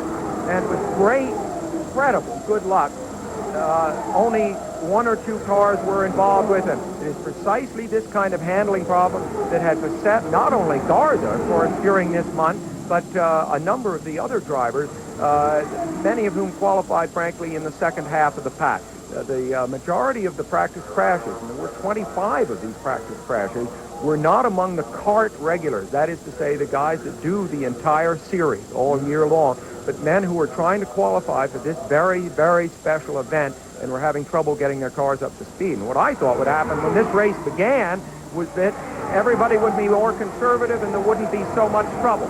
And so far, except for that first lap thing, I think I've been right. Let's hope it stays that way. Back to you, Jim Lamplin. All right, thank you very much, Jim McKay, as you watch Mario Andretti. And, of course, as you men have skillfully pointed out, only 4 cars remain on the lead lap as we are almost a quarter of the way through the Indianapolis 500. Danny Sullivan is the significant story outside of Andretti, he has moved all the way up to 4th place. There are 2 young rising stars between Sullivan and Andretti, as Roberto Guerrero is 2nd and Arie Luyendyk of Holland is 3rd. But Bobby Unser, as we watch Andretti trying to run away from the field, with 27 of 33 cars still running, there's only been 2 leaders, and Mario's brief period out of the lead was occasioned only by the pit stop. It's worth pointing out that there have been many occasions in history where a car looked this dominant and threatened through most of the day to run away. It doesn't mean that you win all the time. No, that's for doggone sure. Still an awful long race left. And one of the things we have to keep in mind, Mario was really not just lucky, but their planning was good. And then the luck on that yellow flag pit stop, his first pit stop. He picked up, for example, almost a complete full lap on Rick Mears and, of course, some of the other cars. So that has something to do right now with the way it is. Now, it means his next pit stop could possibly turn out the other way. So we still have a long race to go. All right, let's go down to Jerry Gaffins in the pit with Katie Guerrero. And Katie, you're keeping busy right now with the stopwatch in hand. Does that keep your mind off of the action out there on the track a little bit? I wouldn't say exactly off, but it gives me something to do. I'm such a nervous wreck just to have something to hold and work with for the moment. Keeps me happy. What kind of lap speeds is Roberto turning in right now? He was running a set of well over 200, about 203. He's running very strong. Everything's great. They got fuel without having to change tires, so he's very happy with the car up to this point, and we're really optimistic. Hope to be in victory lane in a couple hours. Oh, would we love that. Katie Guerrero cheering her husband Roberto on right now from pit road. And he's looking good, as he has so many times here at Indianapolis, 2nd, 3rd, and 4th in the last 3 years. Roberto Guerrero is knocking on the door. Of course, this is one of the biggest sports events anywhere in the world. It attracts a wide variety of celebrities, many from the sports world. You may have seen Greg Norman, the great golfer, walking on the track before the start of the race. I saw Gail Sayers at my hotel just a couple of days ago. And right now, Al Troutwig is standing by with 2, or 1 if you prefer, of the greatest names in the history of American alpine skiing. You'll see what I mean. Jim, you name dropper. I'm with Phil and Steve Mayer, Phil on my left and Steve on my right. They are currently in auto racing, having now given up the skiing route, the Olympic medals. I'd like to know your impressions, Phil, of your first Indianapolis 500. Well, I tell you, it's quite different than television. You don't get the full flavor from that. The crowds here are immense. It's huge, and the people are rather rowdy. But there's a lot of pageantry here as well with, the week-long activity before the race. But it's really exciting here. It's electrifying. Thank you, Phil. These guys have gone 85, 90 miles per hour on skis. I guess, Steve, once the speed is in your blood, you can't wait to do something else, and that's why you've gone into racing. Yeah, it is. I guess you just need that thrill of going fast. And we've always enjoyed car racing, decided to get into it. Now, not quite at this level. I don't plan to go to this level, but still some kind of car racing For this year for sure, and maybe down the road as well. All right, Jim, these two finished fourth in their last race. They've got 7 more this year. Gentlemen, thanks very much. Jim? Thank you. And thank you very much, Al Troutwig, as we take a look now at car number 30, the red, white, and blue car. That is Al Unser Jr. And the yellow car right behind him is Al Unser Sr. Father and son challenging each other. They are in 10th and 11th places. Bobby, you raced against your brother many times. What do you know of what this experience is like for your brother and your nephew? Well, I'll guarantee you one thing. Neither one will make it easy on the other one. They'll just be looking at each other just like they're another number, another color of a car on the racetrack. They treat it very good that way. I've never understood, though, how a father and son can run so hard, so close together. I really couldn't have done it myself with my son. And we hope, of course, that your son, Robbie, currently in Methodist Hospital here after a crash which broke his leg Friday night, is going to have a safe recovery and a quick recovery from that injury. Our thoughts with Robbie this weekend as Al Unser Jr. laps the car and now tries to put a little space between him and his dad. Well, weren't you proud of Al Jr. back in '83 when he tried to block Tom Sullivan in the last 10 laps and help your brother win the race? Yes, I really was. He didn't really try to block him, but he certainly did try to mess up his hair. He told me he tried to block him, Bobby. All right.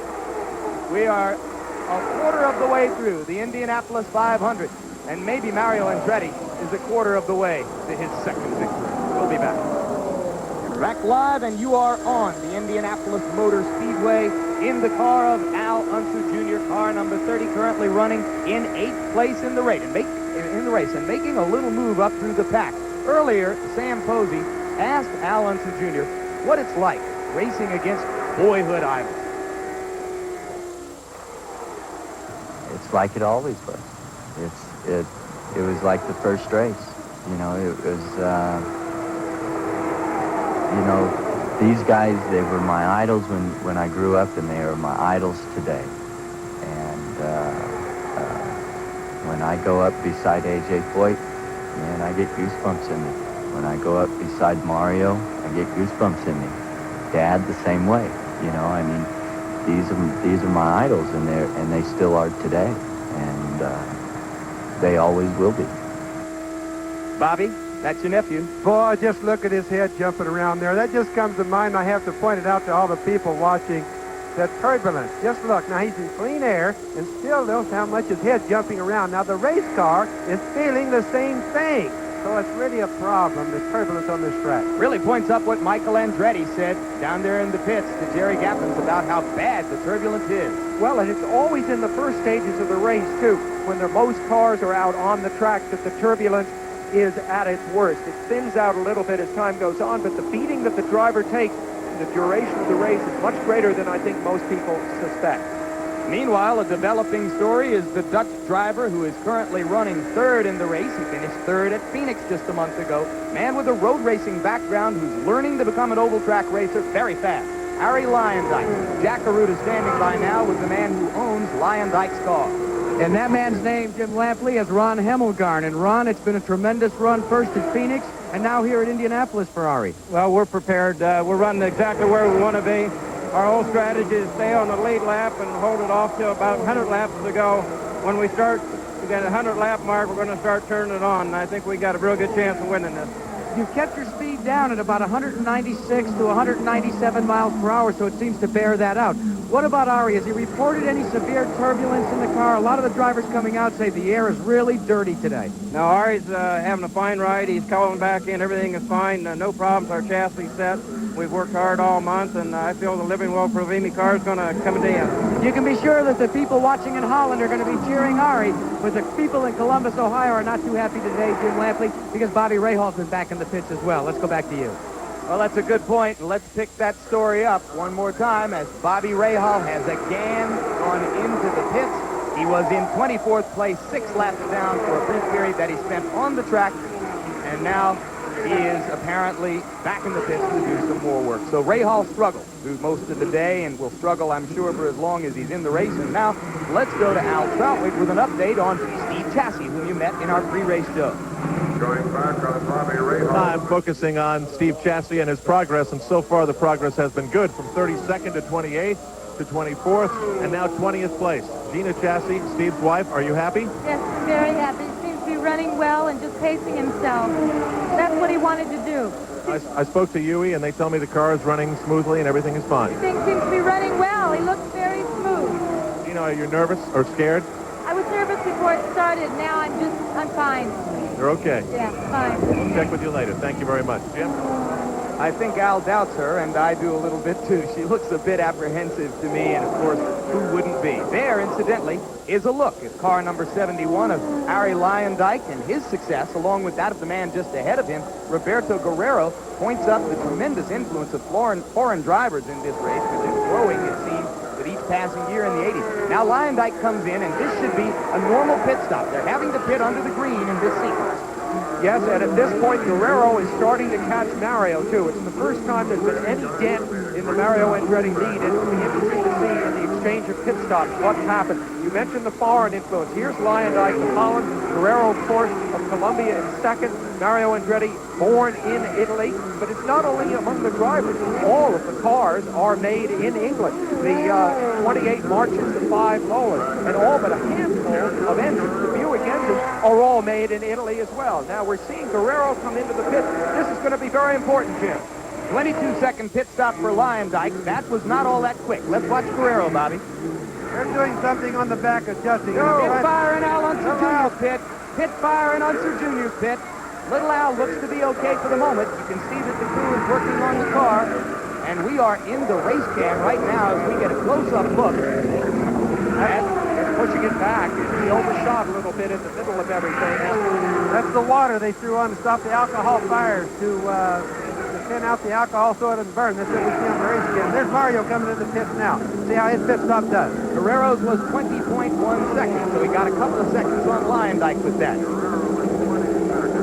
This is the team that won the pit stop competition this past Thursday. Fastest pit crew in the race, theoretically, according to that competition. And it looks like they're going to pick up a couple of seconds on Guerrero with that one. And right now, the leader on the track, not yet having pitted in this sequence, is Danny Sullivan. 1985 Indianapolis 500 champion Danny Sullivan has made a dramatic run in a 1986 March car, which he qualified last weekend, dumping out on the Penske PC-16 he qualified the week before. Fuel that completed that. There was no tire changes. He is off and away. And one problem that he had, gentlemen, was he was trying to get one of his tearaways off the front of his helmet, and he was unable to do so. But a relatively normal stop, but what a break. The yellow comes out before Sullivan has to pit. A great break for him. Absolutely right, Jack. That visor is a small annoyance compared to what just fell into Danny Sullivan's lap while we were away in commercial. You saw all the leaders pitting under the green flag. Sullivan waited, and while he waited, suddenly a yellow flag came out for debris on the track. And the result of that is that at this stage, right now, 64 laps into the Indy 500, the leader is no longer Mario Andretti. It is Danny Sullivan. Yes, and also my brother Al came in under the yellow, so he's going to benefit from that lap down that he was. This is all in reference to Mario, Jim. Two of the Penske cars benefiting enormously. Sullivan is the leader right now. Yes, and it's not just a question of luck, because as Bobby pointed out earlier, Danny Sullivan has cranked the boost back a little bit and is trying to make a run for it on fewer stops than the other guys. So that is the story right now. Mario Andretti's overwhelming control of the race suddenly broken for a moment. And we'll be back after this word from our local station.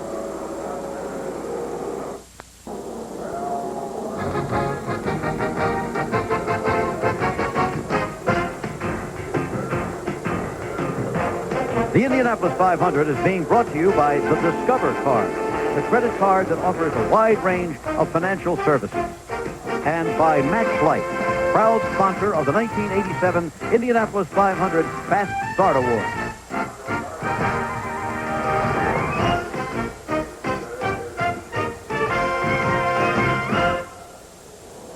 Back live, and as the cars circle the track under the yellow flag, let's take a brief moment to remind you of next Saturday's ABC's Wide World of Sports, 4:30 Eastern and Pacific, 3:30 Central Time. Mike Tyson talks about the great heavyweights, the mini marathon from New York City with some of the great women runners in the world, and, of course, our Athlete of the Week award series continues. But Tyson talking about the great heavyweights. Mario Andretti, we're told now, is going to have to come in for a stop-and-go penalty for passing under the yellow flag. Now, while Sullivan pitted, Mario had reassumed the lead briefly.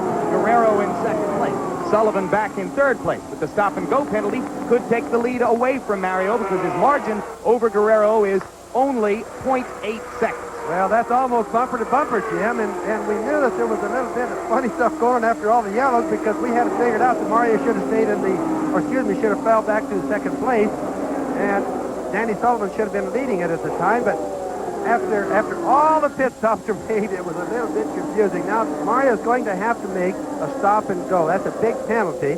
Depending on where he is on the racetrack will determine how bad it's going to hurt him. Well, he didn't come in to do it that time, so we will wait and see exactly on which lap Mario will accept that penalty. Only 3 cars on the lead lap, Sam. Interesting, in the last race for this kind of car, it was Guerrero who had to make the stop-and-go penalty. Out at Phoenix, when we were all there, Jim, Guerrero still went on to win the race, and there's a lot of racing ahead for Mario to make up the ground he's going to lose. But what's involved in this, you have to come off the racetrack at full speed, come to a total stop, and then accelerate back out as fast as you can. So we're going to really see something colorful.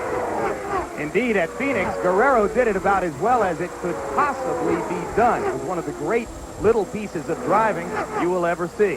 And now I'm told that we're going to go for a report. Where are we going? Jackaroo.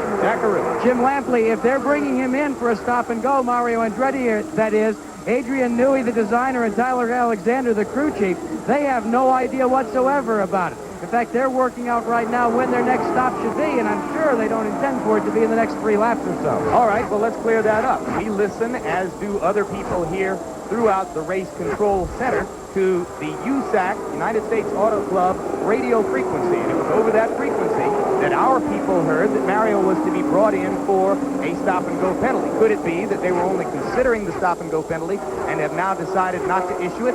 We'll wait and see. Obviously, if he doesn't come in, then there may have been a decision made that he did not pass cars under the yellow and doesn't deserve the penalty. Still, he's not running away anymore. He's got a 2-second lead on Guerrero, who has been catching him in recent laps leading up to that last sequence of pit stops. Whereas Sullivan, incidentally, he is in third place, 7.6 seconds behind Andretti, 5 seconds behind Guerrero. You notice Mario's running way down below the yellow lines or the white lines in the corners, Jim Lampley, and that means that the track is getting a little bit slippery, which it often does this time of the race. Look at Mario. Well, he's passing a car, so he's very low. But he also is running in clean air down there, letting his front wing and his rear wing get more clean air is very important to the handling. But there's another factor, too, isn't there, Bobby? He's just recently fueled up, and when a car comes out of the pit full with fuel, it tends to understeer or push up against the wall a little bit, which forces you to take that kind of really low line that he's running. Am I right? No, Sam, these cars today don't do that. The fuel is right immediately behind the driver, and it's in the center, so it doesn't really change very much. There is Steve Chassis, and you can see that the car is smoking. So Steve Chassis, whom we highlighted in our pre-race show, the man who started in 32nd position, local war hero, car owner, a woman, Lydia Lockery, the only woman car owner to be associated with the race, is apparently on the way, well, and certainly is, on the way into the pits. And we'll have to wait and see whether that's going to mean the end of the day for Chassis, who to a certain degree had to be happy just to be here. He's got engine problems, Jim. You can see the smoke coming out from under the hood there. That means that he's blowing the engine most likely, and that's very sad. Steve's a nice boy and a good race driver. Bobby, a lot of engine problems. Do you think, is this abnormal for this stage in the race? It doesn't seem to be abnormal so far, Sam. You know, remember, we're really cool today, and we usually have a lot of engines falling out by now anyway. And there goes Bobby Rahal out of his car. You'll remember Debbie Rahal, who rooted him home to victory a year ago. This day has not been their day, and that is apparently the end of the ride for the 1986 Indianapolis 500 champion. Started in the middle of the front row today. Sam Posey identified him, you heard before the race, as the racer of the 80s. He's a man of great equanimity, business sense, personal poise. He can handle this, but he doesn't like it. He can take it in stride, but as you say, he is more aggressive than I think many of us who have come to know him actually have realized. You see Mario Andretti leading the race. Jim, the cars behind him are spread out at more or less equal intervals. Car right behind Andretti is Tom Sneva, who is in 4th place, 1 lap down. The leader, in effect, among all those cars which have been lapped. They're the green car behind Andretti. That's the gas man, as they call him. First man ever to go 200 miles per hour here. First man ever to go 210 miles per hour. And a big advocate of limiting the speed that these cars. Yeah, and a man, oddly enough, running a Buick engine, which was surprising. He was doing pretty well with it. Mario, though, Jim, has begun pulling away again from Guerrero. We have word now that Mears may be slowing on the backstretch. If so, there he is. You see him in the center of the screen. Rick Mears now in trouble. That means that of that powerful front row that I spoke of, at this point in the race, only Mario Andretti is left in racing shape. So more and more, it appears to shape up as a Mario kind of day. What is that, Bobby? Well, I'm afraid that that's an indication they may be having some engine problems. They've been having them, and it would really be sad to lose a hard charger like Rick Mears this early in the race. I hope they're able to get the car going back again. How early in the race? Well, we're at about the 175-mile mark as we go down to Jerry Gaffney. The rest of the top 10 are a lot behind. The rest of the top 10 Jerry are Gaffney a lot behind. in Rick Mears' pit. Peter Parrott waiting for Rick Mears to come into the car. Right now, here he comes to a stop. Trouble for Rick Mears. They're going to take the side cowling off. You see Peter Parrott working on the car right now. Apparently electrical problem. Rick Mears shows a gesture with his hand like there is a problem. They go ahead. They put fuel in the car right now. And Peter Parrott, this is going to cost Rick Mears the Indianapolis 500. No way he's going to win his third race today. He was running up to 6th spot before the stop. The engine now is killed. He's going to take the visor up. And it looks like Rick Mears' day is going to be through. Back upstairs to Jim Lampton. All right, Jerry, you can see that that's an extended pit stop for Mears. The Ray Hall car is being pushed into the garage. Only one man from the front row still in the race, leading it. Again, seemingly running away, Mario Andretti. We are more than 200 miles into the 1987 Indianapolis 500. The leader remains Mario Andretti out on the track. Again, Andretti is building the seconds which exist between him and the man chasing him, Roberto Guerrero of Colombia. A.J. Foyt, we spoke so much about before the race, is currently running in 11th place. He is 2 laps down. A.J. still out there on the track, apparently not headed for that long-awaited 5th victory today in his 30th time in the race. Meanwhile, Bobby Rahall's car has been pushed into the garage, as we told you at the beginning of the day. One of our 3 ABC race cams is inside the Rahal car, so that's gone for us, as Jack LaRoute stands by with Bobby. Well, Bobby is still out here on pit road watching the rest of the race, but first, what took you out, Bob? Ignition problem, and the ignition box let go, and you know that was the first pit stop. But I think there's something a little deeper than that. Because let's pick up. We've got a problem out on the racetrack. Let's pick up. We got a problem on the racetrack. Sorry to interrupt Bobby Rahal, but Danny Sullivan has just spun the car, and again Sullivan spins and goes forward. He created his own yellow line. I don't know why he didn't come into the pits right then, Jim. He had a chance to pull right in right after the spin. Doesn't make a bit of sense. Well, maybe he wasn't able to collect his wits rapidly enough to get into the pits. He may have flattened tires a little. Couldn't it make sense because he's waiting for the pack to get slowed down? Wouldn't it make more sense to take that lap? Wasn't that an example of really good thinking? I think maybe that did make sense for him. Well, waiting for the pack to punch up, in other words. And by the way, before this yellow, Mario was literally burying Roberto Guerrero. He was pulling away that fast. I think the thing we have to use on pit stops sometimes is the first in, the first out. Under yellow, they all slow down. Most of the drivers, the cars don't know where the yellow occurs. Yeah. So they slow down, more of an immediate thing. That's what the rules say to do. You think Sullivan could have been disoriented or not sure enough of his car to risk pulling in, because he was right at the end of the pit wall. Let's have a look at what we've got on that Sullivan incident. He went clear down through the infield, down in the grass. Wow. So let's see if it looks like he hurt the car. Has any racer ever had the kind of fortune here at Indianapolis that Danny Sullivan has had in the past 3 years? Let's look back right now with Al Troutwig at 1985. 37-year-old Danny Sullivan grew up in Louisville, where everyone knows a horse has never spun around and won the Kentucky Derby. That was also true of cars in the Indy 500 until 1985. Entering turn 1 on the 120th lap, Sullivan tried to pass Andretti, and what took place will forever be frozen in the minds of those who saw it happen. 20 laps later, Sullivan passed Andretti and became the first driver to spin out and win the Indy 500, his first. And when complimented after the race about his driving in that situation, he said simply, "I had nothing to do with it. I just held on." Well, and today he held on as well and somehow got it off the dirt, back up onto the racetrack, and Danny Sullivan is still on the lead lap. That's more than amazing. Here's AJ in the fifth, but on Danny's spin, the chance of spinning and not hitting anything, Jim, I'm just telling you, is a very rare thing. So Danny's very lucky today besides everything else. Does it say anything about his racing skill? Well, we'll wait and see what he's able to do to capitalize on it as Mario Andretti continues to lead an interesting Indy 500.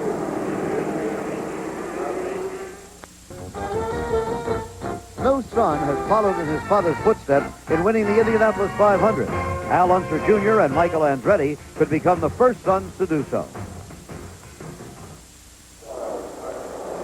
Hanging underneath the gondola of the Goodyear Blimp America is Gyrocam 360, a remote control camera. This is the first time it has been used on network television to cover a race, and it provides a spectacular view of this huge racing facility. They've just gone green at Indianapolis, and now Mario Andretti will get a chance to see if he can go back to stretching his lead over Roberto Guerrero and Danny Sullivan, a lead which bunched up once again during the yellow flag sequence.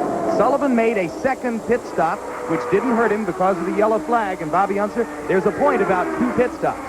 Well, it's a lot better than to make 2 or 3 pit stops, but make a little adjustment under the yellow, Jim, than it is to spend a long time and take the chance of getting lapped. And that's what they were doing with Danny Sullivan's car. So just in the last 5 minutes, Danny Sullivan has shown a remarkably cool head under these circumstances. Yes, because I still say Bobby and I were talking about whether he should have come in or not. I think another good reason for not having come in, we were just talking about this, was it did give his crew that extra lap to get their tires out, to get all the stuff that they needed ready. Now, Jack Arute is down with the owner of Mario Andretti's car, Carl Haas. Jack?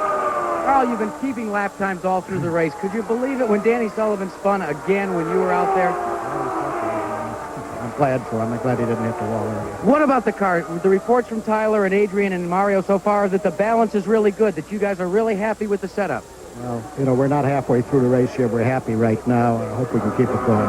Well, there's tension down here, even though they are happy. And believe me, they're all thinking about the year that Mario Andretti did everything except win the Indianapolis 500. I got to tell you, Jack, I like him, but that man is tense all the time. Carl Haas of the Newman Haas racing team. There is a look at Mario Andretti. He is being chased by the man who's been second, third, and fourth here the past few years, the very charismatic 28-year-old Colombian star, Roberto Guerrero. And as Guerrero chases Andretti, we're going to listen to Roberto on the subject of the most difficult circumstances a rider, or a driver, I should say, is likely to encounter during this race.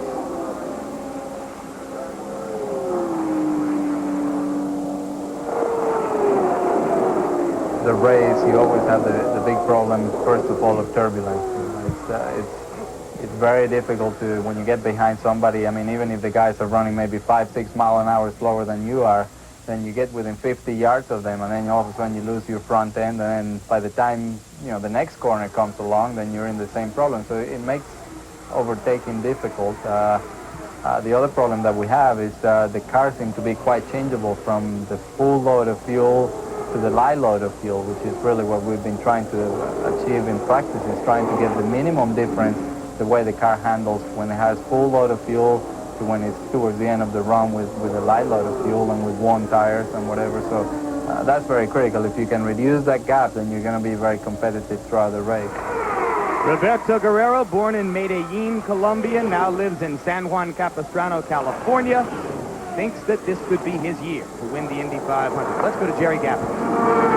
With Rick Mears. Rick, you're out of the race. What put you out?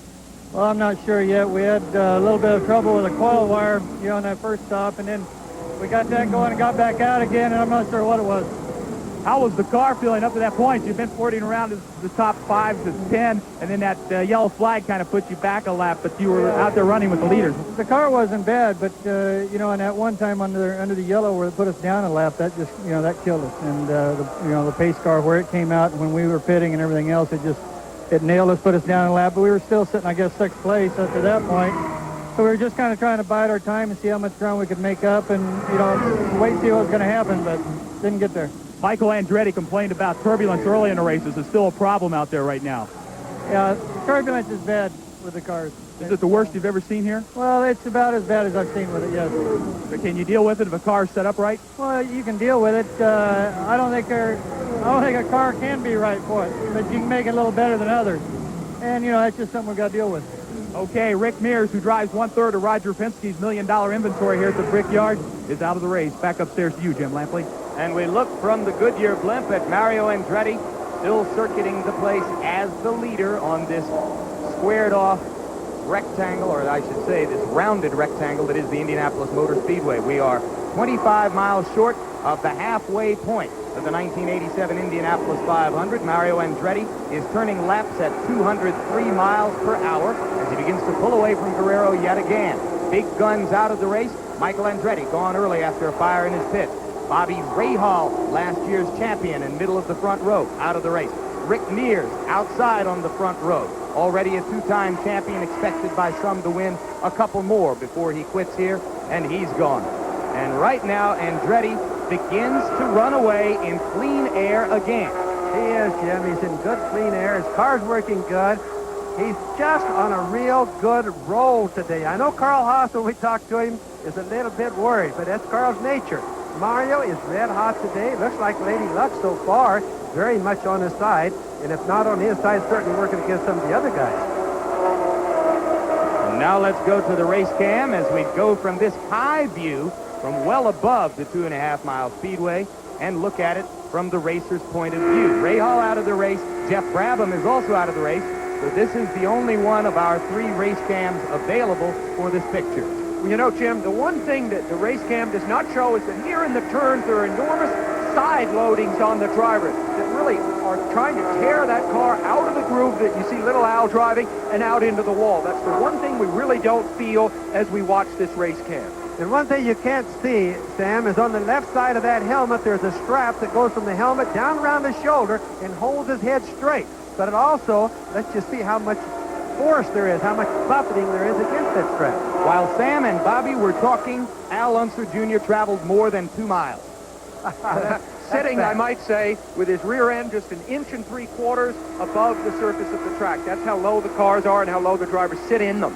Now, this is a look at the long front straight. It's worth pointing out, and we haven't had a chance up till now, Bobby, that every one of the 4 turns has a different visual perspective.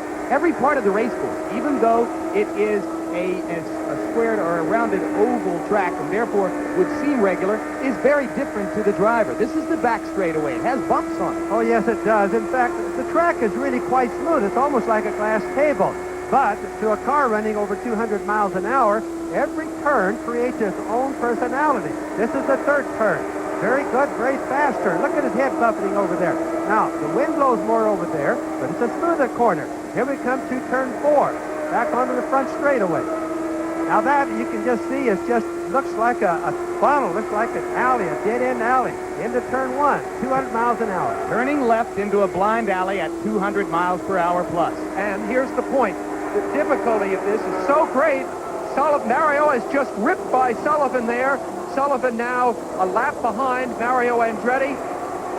Sullivan, we hear on his radio, maybe having his oil warning light. You saw when we did the cockpit piece on Mario Andretti that they have these warning lights in the cockpit. And now Jack LaRue is down in the pit with a story on this, Jack. Well, Sam, let me put a period on the story about Mario Andretti and the purported penalty, the stop-and-go penalty for an infraction out on the racetrack. Let's explain to you how that happened. All the USAC officials are equipped with these radios all the way around the racetrack, and they report in as to what's happening. It seems that maybe they reported in a possible infraction, but I just checked with Jack Beckley, the technical director of USAC, and he said it was never discussed as to whether they would even consider giving Mario Andretti a penalty because there was no penalty to be given because there was no infraction. So we were listening to these radios and heard the report in, but never really got to listen in on the decision.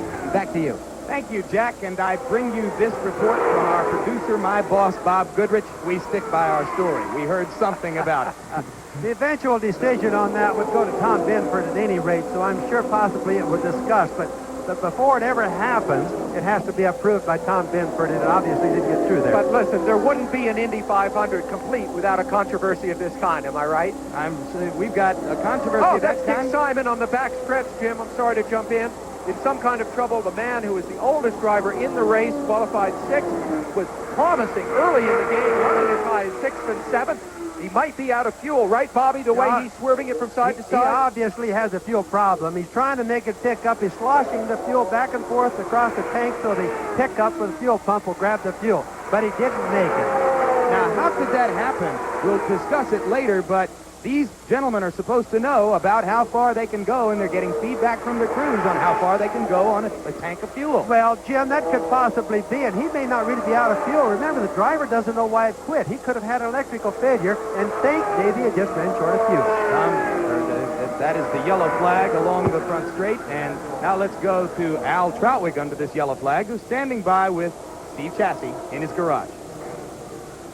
Well, Jim, the problem with number 87 was not the chassis itself, pardon the play on words, but it was water in the engine. I'm with Steve Chassie and Lydia Lockery, the only woman to own a car in this running of the Indianapolis 500. Steve, first to you.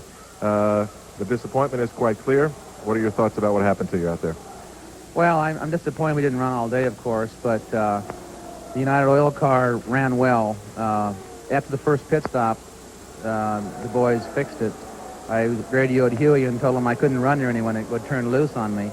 So on the first pit stop, they took some front wing out of it and had a little push, and then I could run near anybody, and we were running at competitive speeds, and I was thinking of a good finish. Earlier in the show, we had 8-year-old Blaine, Steve's son, explain to us a little bit about Steve's life. What are you going to say to him when you see him? Hello. Now, Lydia, outside, you were very upset when you told me about the car being out of the race. What are your feelings? Well, sure, I was upset. However, Turn for me here so we can see you. sure, I was upset. However, I am still thrilled that we made this race. That was quite an accomplishment. And what can you do if the engine blew? You know, Steve was driving beautifully. The car was moving well. At one point, I know that the board showed that we were in 15th place. And all I can say is that I'm really grateful that we did as well as we did. And I am glad that there were some companies in Indianapolis who supported us, United Oil, Life of Indiana, a lot of smaller companies. And I am so thrilled still with the way things went that we will be back next year. All right, thank you very much. These folks were pretty happy when they sat on the buffle and made the race. There's a little bit of a different feeling in here right now. Jim? All right, thank you very much, Alan. During that conversation, both Mario Andretti and his pursuer, Roberto Guerrero, pitted under the yellow flag. Guerrero got a very fast stop and made up just a little bit of time on Mario. We'll be back after this word from our local station. The role to win, to be clearly better than anyone else, to be the best. It's what drives men to race and Miller to make beer. Beer brewed darker with a special roasted malt. For richness you can see, quality you can taste. Being the best you can be, that's the American way. Miller's made the American way.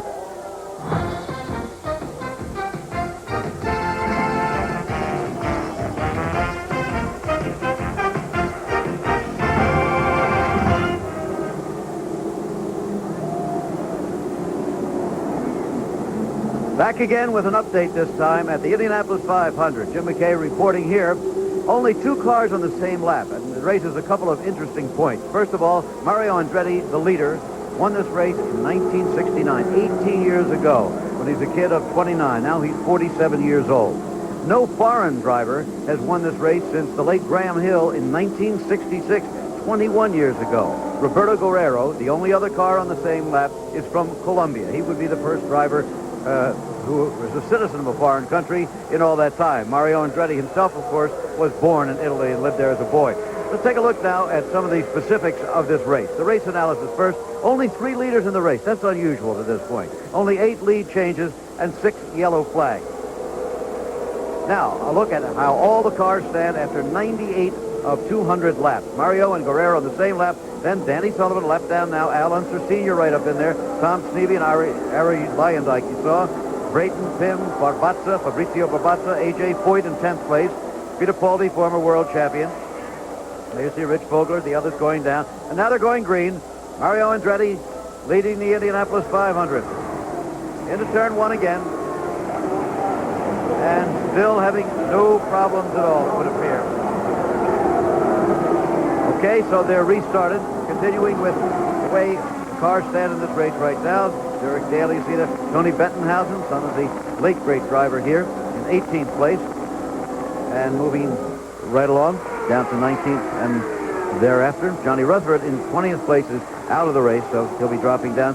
John Cock out, Mears out, and all of these out except Jose Lagarza, technically not up. He's 50 laps down, as you saw. So that's far enough back. Okay, out of the race at this point, and the reason. Let's take a look at that. George Snyder, who became a grandfather just a few days ago. Michael Andretti, his father leads the race. Luck was not with Michael this time. Ludwig Heimreth Jr. is out of the race. He crashed, as you see. Kevin Cogan, who's been a factor in this race positively and negatively in the past, finished second last year. Mechanical problem. Randy Lewis, Pancho Carter. He's been in this race a great many times. Others out of the race, let's have a look. Bobby Rahal, the defending champion, is out with mechanical problems. The chassis you met just a minute ago. Davy Jones, the young man, the protege of A.J. Foyt, went out quite early. Jeff Brabham, the son of the former world champion driver, Jack Brabham, out with a mechanical.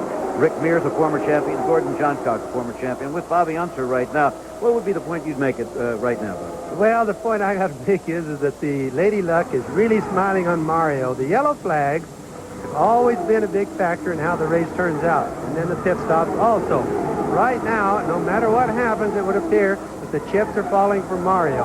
He's controlling the race as the fastest car, but Lady Luck is following him right down the road. Anything Guerrero can do for himself right now? Yes, he can, and he's doing good, and he's very much in sequence, but he's the only car on the same lap with Mario, and he's darn sure pushing Mario hard. That's the one thing that's going to keep Mario honest in the whole race. In other words, Roberto will probably have to run him hard enough to try to break him some way, thinking that Roberto has a Cosworth engine, Mario has a Chevrolet engine. Some of the Chevrolet engines during this month have been giving problems. Okay, back to Jim Lampley now. Well, indeed, Jim McKay and Bobby Unser has just pinpointed what I would say is the story of the race right now, Sam Posey. Which engine is going to go 500 miles? Will it be the Chevrolet engine? That would surprise some people. Or will it be the Cosworth, the dominant engine of the 80s, and the kind of engine that Guerrero has nursed 500 miles 3 previous times here at Indy? You're making a strong Guerrero case, aren't you, right now, Jim? But listen, a word about the Chevrolet so that people are not confused with the Chevrolet engine that you might find in your car on the street. This Chevrolet engine was built in England as a pure racing engine. In many ways, it's very similar to the Cosworth engine. So if you could take a mechanical look at the first and second cars, you would not find the engines that different. However, the Chevy engine is newer, a little sharper tune, and it may very well take Mario to victory. Now, Jerry Gaffins is in the pits. Jerry? 18 years ago, Andy Granatelli took a foreign driver, Mario Andretti, to victory lane here at Indianapolis. Now his son, Vince Granatelli, is a car owner. Vince, you too have a foreign driver, Roberto Guerrero. You're running second. Can you put Granatelli back in victory lane today? Oh, we're still a little early for that, but we'll let you know in about 85 laps. Did you get any advice from your father coming into this morning's race at all? He gives me advice all the time. Okay, Vince Granatelli, the owner of Roberto Guerrero's car, watching his man work out there, and hopefully it'll end in victory lane today. Back upstairs to you, Jim Lampley. All right, Jerry Gaffins, and what a poetic story it would be if Mario wins today and makes Vince Granatelli second, or if Vince Granatelli and Roberto Guerrero are able to win because, of course, it was Andy, his father, who took Mario to victory in '69. Would Vince kiss Roberto victory lane? No one will forget that the last time Mario got a kiss in victory lane was so long ago from Andy. And earlier, we asked Mario Andretti how bad luck and the long string of freakish incidents which have knocked him out of this race have affected him. Have they affected him more than it would have been in any other race? Yeah, I think the luck factor here has been substantial, actually on the downside. And I look for Lady Luck to probably just use a little bit of compassion this time, because there were times here where with just a little bit of help in that direction, we could have probably had the best or easiest scores ever anywhere. I recall back in '66, '67, it was a particular time when I sat on pole where I had distinct advantage on the field. And both times it was just some trivia problem that just put me out of the race early on. Continuing on the rest of those seasons, from there on I was winning all the races, and I had all the reliability on my corner that I needed to go. So there it was. It was just here it struck hard on me. And that's the way it has been pretty much over the years for some reason or other. I think my record of finishing is a pretty good one. I think I've had good long stretches of finishing and winning consecutive events. Has not been the case here. Has not been the case in a lot of the 500-mile races, and I don't know why. You know, just close, but yet no cigar. So I think it's time that has changed a little bit. I think the law of averages probably, hopefully, is trying to come in my direction a little bit. And again, it's not just the fortune that we're looking for. The ingredients that I have behind me, I think, should be a considerable factor in trying to help Lady Luck make up her mind. If you feel for Mario at all, if you have a compassionate bone in your body, you have to feel for him as a result of all the things that have happened here. There's a man who seldom shows any emotion while he's here in Indianapolis. Adopts one of the least readable, most highly poker-oriented faces of anyone here, but you know that his heart is racing and his stomach is churning right now. I think it might be, outside of winning that Oscar, Paul Newman's greatest goal in life, to steer Mario toward an Indianapolis 500 victory. He's standing by with one of the public relations men who work in the Andretti camp as they time lapse and watch their man and wait now with 91 laps to go before the end of the Indianapolis 500. Let's go to Jack Caruth. Earlier, Jim Lampley, you talked about a potential problem in your third-place car, Danny Sullivan's machine. The oil light supposedly blinking on and off. This is Chuck Sprague, the crew chief for Danny Sullivan. Chuck, what's the story on that light? Is it errant or is it indicating something wrong? Well, we weren't really sure for a while. It seems to have gone away at the moment. It's a switch that comes on when the oil pressure falls below a predetermined point. Now, it's a very sensitive switch. It's adjustable, and we set it very close to the oil pressure that the engine runs.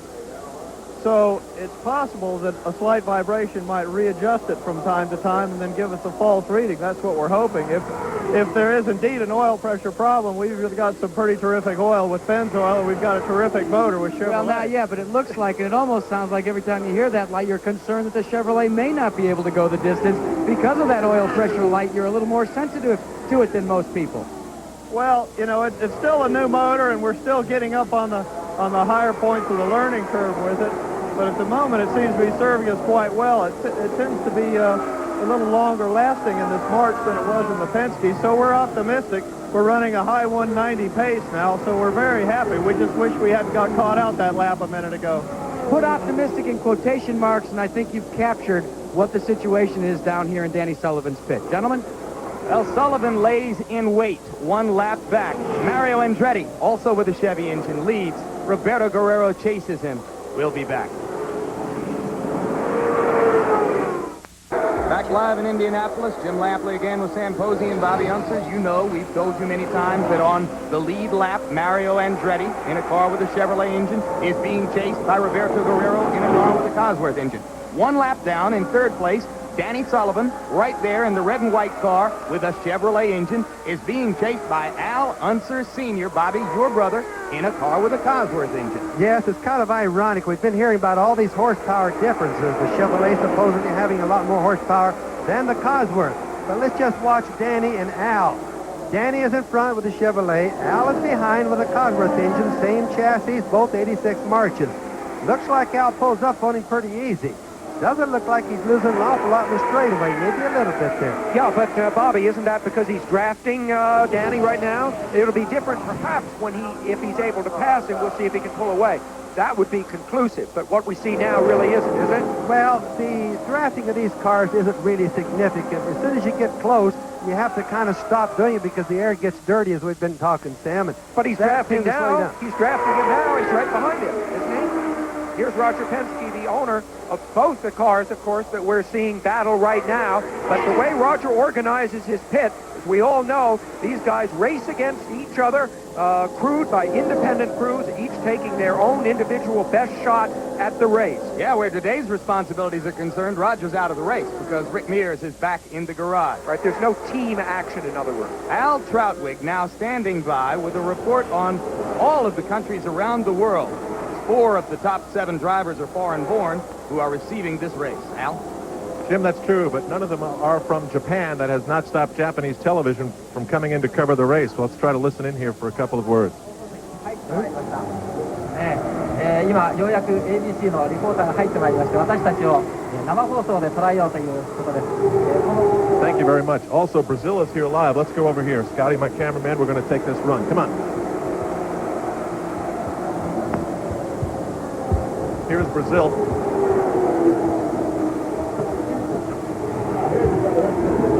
Estamos aqui transmitindo pela Rede Bandeirantes. Grande abraço a todos vocês do Show do Esporte. Thank you for ABC.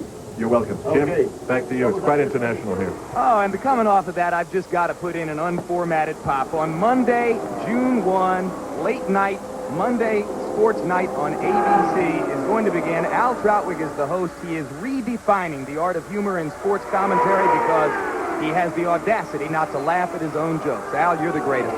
Meanwhile, out on the track, we have another look at Sullivan. And now we're going to hear from Danny Sullivan.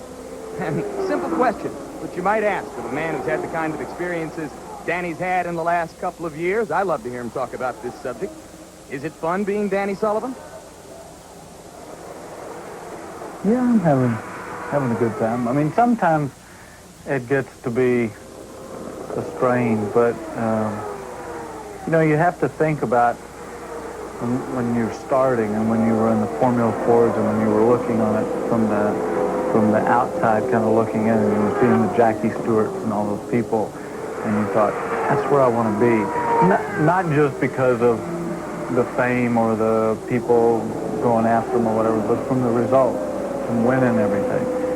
So when you get to that level, and particularly after I won in '85, when everything was really happening, I had to remind myself that the reason it was happening was because of the victory at Indianapolis. And that's what I had worked for.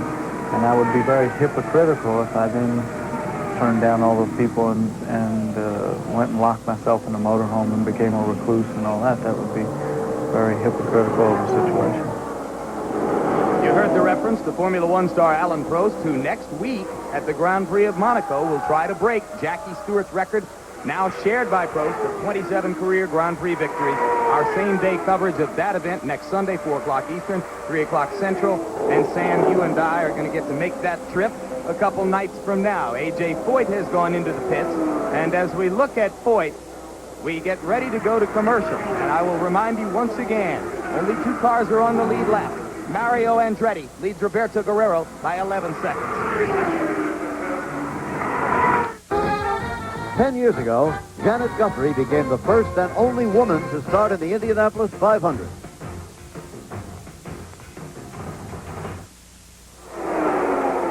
Back live in Indianapolis, Indiana. Technically, we are in Speedway, Indiana. 124 laps down in the Indianapolis 500. We've got about 200 miles to go. And Mario Andretti continues to lead over Roberto Guerrero. A.J. Foyt out of the car. His car headed for the garage. Let's go to Jack Arute. Well, he's conversing now with Jack Starr, his longtime crew chief. A.J., 30 years, and it isn't the way you wanted it to come out, is it? No, it seemed like the last 6 or 7 laps, the engine started getting sick and started blowing off. So I don't know what happened, but something happened. Hey, what about the run, though? Always consistently in the top 10 with an unproven car. You really looked as if you proved that you are back. Maybe next year, 31, you'll be able to do it. We were back. I could have run a lot harder, but like I said, the car was all put together. I had no lap. And I thought we'd just ride for a while and see how things were, and we're just trying to stay up there. What about your assessment of the race so far? Is it Mario or maybe Guerrero? What do you think? You've seen a lot of them here. Mario's very good. He's a good friend of mine. He'd be hard to beat. His car don't break. As they say sometimes, gentlemen, maybe you should take that one to the bank. Back to you. Thank you, Jack Arute. And a final assessment on A.J. before we leave that story, Bobby. A lot of us had, I personally did, a good feeling about A.J. after his qualifying run. It was a beautiful piece of driving. Then he crashed the car on Thursday in practice, and it was clear that he probably wasn't going to make a big run today. Can he still be competitive? Yes, you know, A.J. Foyt has come back this year. He still has the talent. There's nothing wrong with his talents. It's all in his desire, whether he wants to do horse racing or automobile racing. Right now, it's obvious he wants to race cars. Now, how long he's going to stay that way, I can't tell you. But I guarantee he went into this race today with a good chance of winning it, Jim. Bobby and Jim, as we watch Mario Andretti, we have word that Roberto Guerrero is going to pit. We see from here his crewman waiting for him. But you know, Mario has passed one important phase of the race, which is the early part, which is where he so often breaks down. So he's passed that part, which is good. And here's Guerrero now coming into the pits over that very rough, this is old pavement here, still concrete, and very rough, especially when you consider how stiff the suspension of these new cars is. You can see how long he stops. Jack Arute is there, Jack. Roberto Guerrero is taking on 4 brand new tires. He looks very calm, cool, and collected. They're taking on the fuel. It's a normal stop thus far. They're waiting for the fuel load to be full. Mo Nunn has given the signal, and he is off and away. A very fine, methodical stop for Roberto Guerrero. Back to you. 20-second stop, and you saw, I think, the smoothness with which Guerrero brought the car into the pit, as Jack said, waited calmly, and came out. This is a driver who does all of the little things well. Well, he does, Jim. That Guerrero, as we said earlier, is on a hot streak this year. The boy is a good race driver. In the years past, he just really hasn't had an awful lot of luck. I think he's turned around. But you know, Mario is starting to do a lot of the little things right, too, isn't he, this year? For example, his early pit stops, I watched very carefully. Mario, who may be coming in next lap. Now, let's watch him, because my feeling is that he has been far more conservative as he comes into the pits. And you see him here than he has in the past. He's often, Bobby can remember this, overshot his pit. Not so far in the race this year. Notice how carefully he's coming in. Part of the reason for that, Jim, is that he has so much confidence in his crew this year. It's run by a fellow named Tyler Alexander, who's crewed a couple of cars to victory here, been a great star in Formula One car preparation, and I think that, in combination with the engineer Adrian Newey, has given Mario a confidence that he's well supported during the vital seconds that he's in the pit. Well, you know, often when you have an advantage, a speed advantage, as much as Mario has, Sam, you can afford to not make mistakes. You can afford to be a little bit more careful, and Mario's doing that, and nobody ever called that man dumb, you know. Interestingly, Guerrero was second in 1984 and now says he thinks he should have won that race. But he overshot his pit once, and he spun twice, and those mistakes cost him a chance to really compete in the closing laps with Rick Mears. He's got another chance today, and we'll be back. Are racing for the moment under the yellow flag. Why did the yellow flag come out? Well, at first we were told there was a piece of debris in turn 3. What was the piece of debris? Check the color. That is the nose cone from Roberto Guerrero's car. So Guerrero came back into the pits. He pitted on the green a few laps ago, as did Andretti. And then Guerrero came back into the pits, and his crew worked feverishly for a good 30 seconds or more to replace the nose cone. But I believe Roberto Guerrero is going to go a lap down as we go to Jack Arute. Jim, let's go back to recount that story. You said the errant nose cone had come dislodged out on the racetrack of Roberto Guerrero. How did it come unlodged? The report from the crew is that he hit another car's tire, and that broke it loose. So then they put another brand new nose cone, which they had available, back on the car. You can see how it goes on. You've got little holes right there that you have to get it exactly right. Well, the force of the hit on the tire bent those little pins that go in there. They had a great deal of difficulty getting the new nose cone on.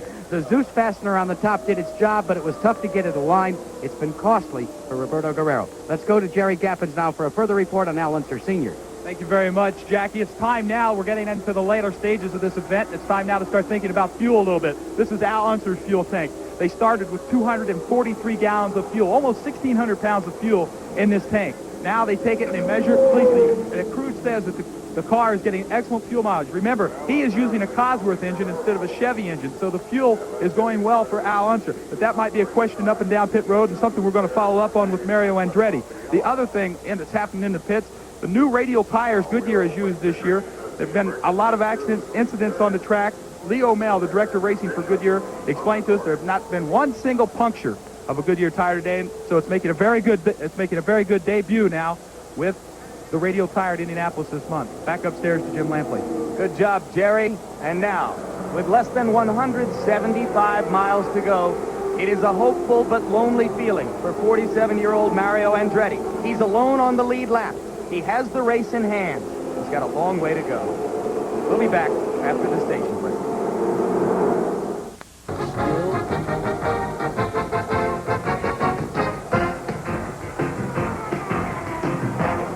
The Indianapolis 500 is being brought to you by Miller Genuine Draft, cold-filtered draft beer. It's as real as it gets. By Goodyear Tire and Rubber Company, No matter how far you go, Goodyear takes you home. And by Match Light, proud sponsor of the 1987 Indianapolis 500 Fast Start Award. We are back live at Indianapolis. I'm Jim Lampley in the booth with Sam Posey and Bobby Unser. There is the story of the leaders who are racing under the green right now in the Indianapolis 500, and you can see that one car is alone on the lead lap. Now, a quick postscript on what Jerry Gaffins mentioned just a few moments ago. Throughout the month, so much of what we've talked about and many other observers here have talked about has had to do, as you look incidentally at Emerson Fittipaldi's car. Emerson's car is now on the inside of the track, and Fittipaldi, who had to go back to 33rd place and start in a backup car after a practice crash this past Thursday, managed to make it 135 laps in the race, but now he apparently is going to be history. And there is Andretti, who is out there all alone, running well ahead now, a full lap ahead of Roberto Guerrero. But we talked all month about the handling problems, the excessive number of crashes, 25 crashes. Bobby Unser, it's been an extremely clean race given those circumstances. Oh, it certainly has. You know, the only problems we've had all day so far is what we had with Jose Lee early at the start of the race. Number one turn, number one lap. And since then, we've only had Danny spinning and just almost nothing. It's been the nicest, cleanest race, and I think the account for that has been the weather. The weather has been very cool. The track is cool, the air is cool, made the cars stick good, a lot safer. Incidentally, Emerson's car is not an accident, so the people know. That's a mechanical problem. He was going slow. Something probably quit on the car, maybe the engine. Yeah, thanks, Bobby, for pointing that out. And Sam, any reflections on the tire and wreck story? Well, you know, I think the reason it's been so safe, really, is that the cars have been going so slowly. Except for Mario and the 3 or 4 guys pursuing him, when you watch him go by the slower cars, look at his superiority. The pace among the majority of the field is really extremely slow. I don't think we really are answering those questions about the tires and about the suspensions of the marches and some of the other things that were big issues during qualifying.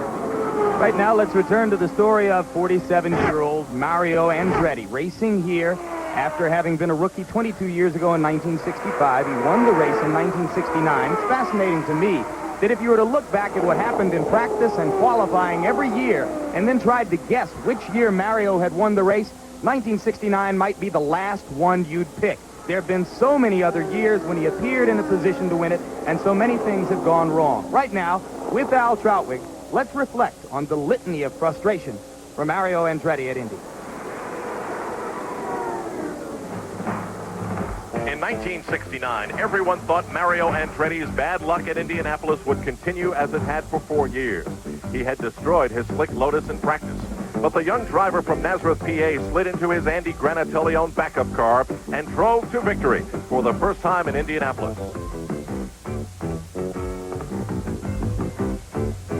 But even a good luck kiss from Andy Granatelli could not change the fact that for Mario Andretti, it would be his only win to date. In 1975, Mario's jinx was again on full display in the backstretch of the Speedway as he swerved out of control and into the wall.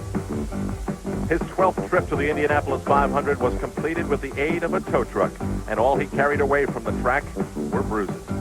In 1978, Mario failed at Indy again, but concentrated his efforts on the Formula One circuit and won the World Driving Championship. But even this moment of joy was tainted because his teammate Ronnie Peterson died in the race that gave him the title. In 1982, Mario was only yards away from receiving the green flag at Indianapolis again, only to fall short of the brick line because of this aborted start. Kevin Cogan veering out of control, hitting A.J. Foyt, and then Mario hitting him. The only thing hurt in the crash was Mario's chance to break his awful string of bad luck.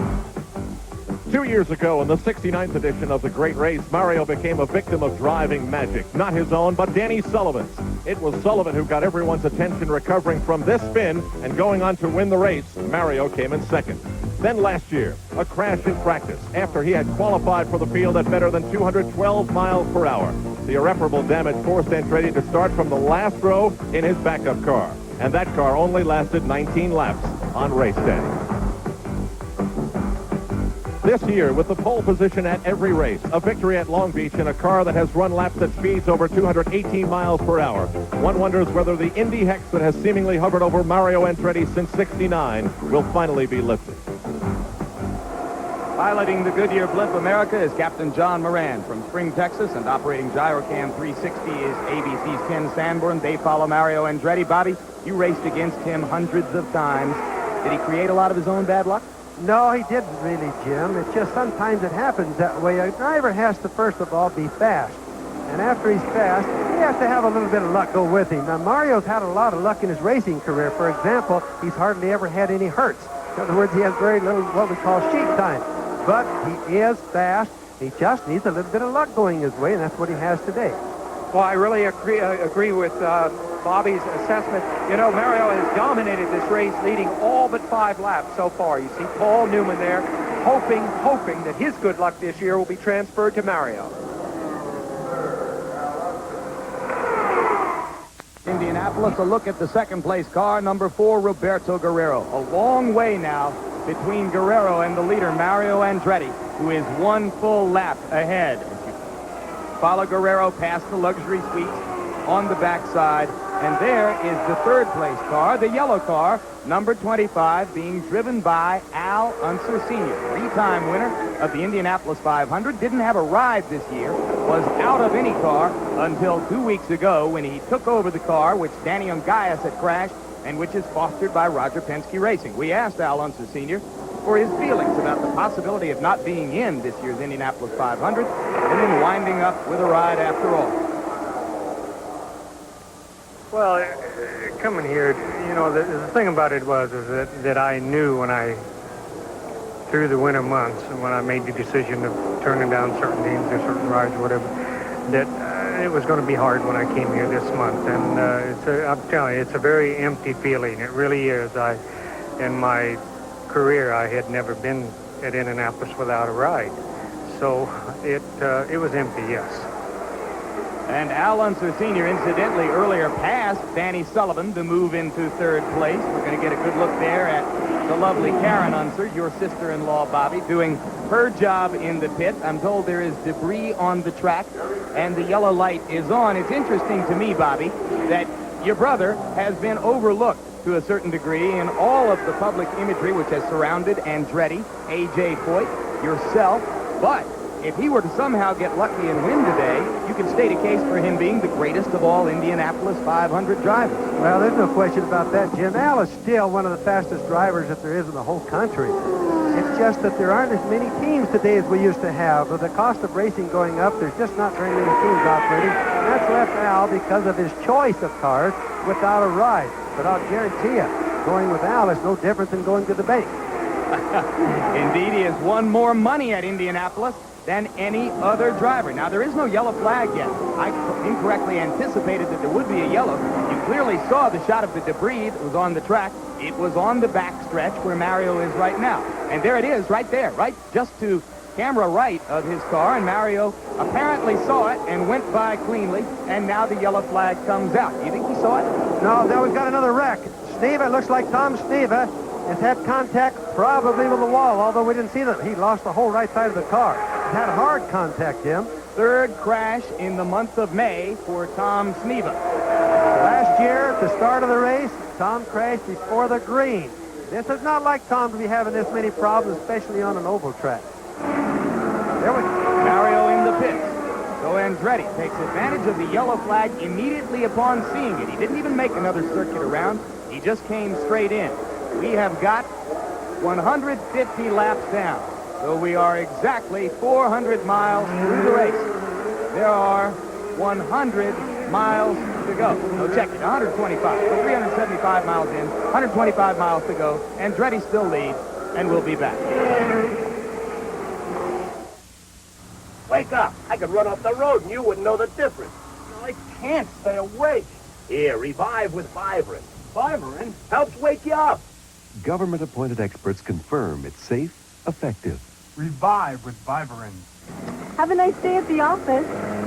When things heat up on the track, I keep my cool with Ice Blue Aqua Velva. Honest, rugged, my kind of style. Another tough day at the office. There's something about today's Aqua Velva man. Oh! Just like that, this AC copper core spark plug can fire 30 times. That's the firepower today's high-revving car engines need. What about your plugs? If they can't fire for up to 30,000 miles, oh, maybe you're missing out on peak performance. Now, get up to $7 back on AC filters and plugs. See your retailer for details. Wait for trouble, and you've got it. As you can see, I have a large and adoring fan club. To show how much I appreciate their good taste, I'm throwing them an A&W root beer float party. Now, the first thing you do is flip in your ice cream. Then you pour in your rich, creamy A&W root beer. Now you kids try it. Just because they have good taste don't mean they have good aim. Pour yourself an A&W root beer float. All right, where's Joey? He should be back by now. Here he is. Let me explain something, kid. The winner here can take home $500,000. I know. You win with one battery. That's not it. Since 1971, more Indy winners have started with the same Sears Die Hard you can buy for your car than with any other battery in the world.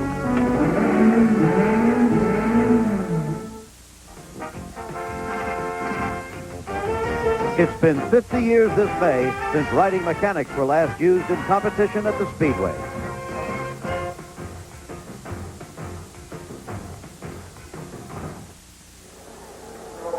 Live at Indianapolis as you see Tom Sneva's car being hauled away from the backstretch where he hit the wall, and we're going to take a look now in replay at what happened with Tom Sneva. Bobby? Well, he obviously hit the wall, but unfortunately we didn't get quite on it soon enough with the camera to see what caused it, whether he slid in some oil, whether he just made a mistake and got loose, but he certainly got the whole right side of the car off.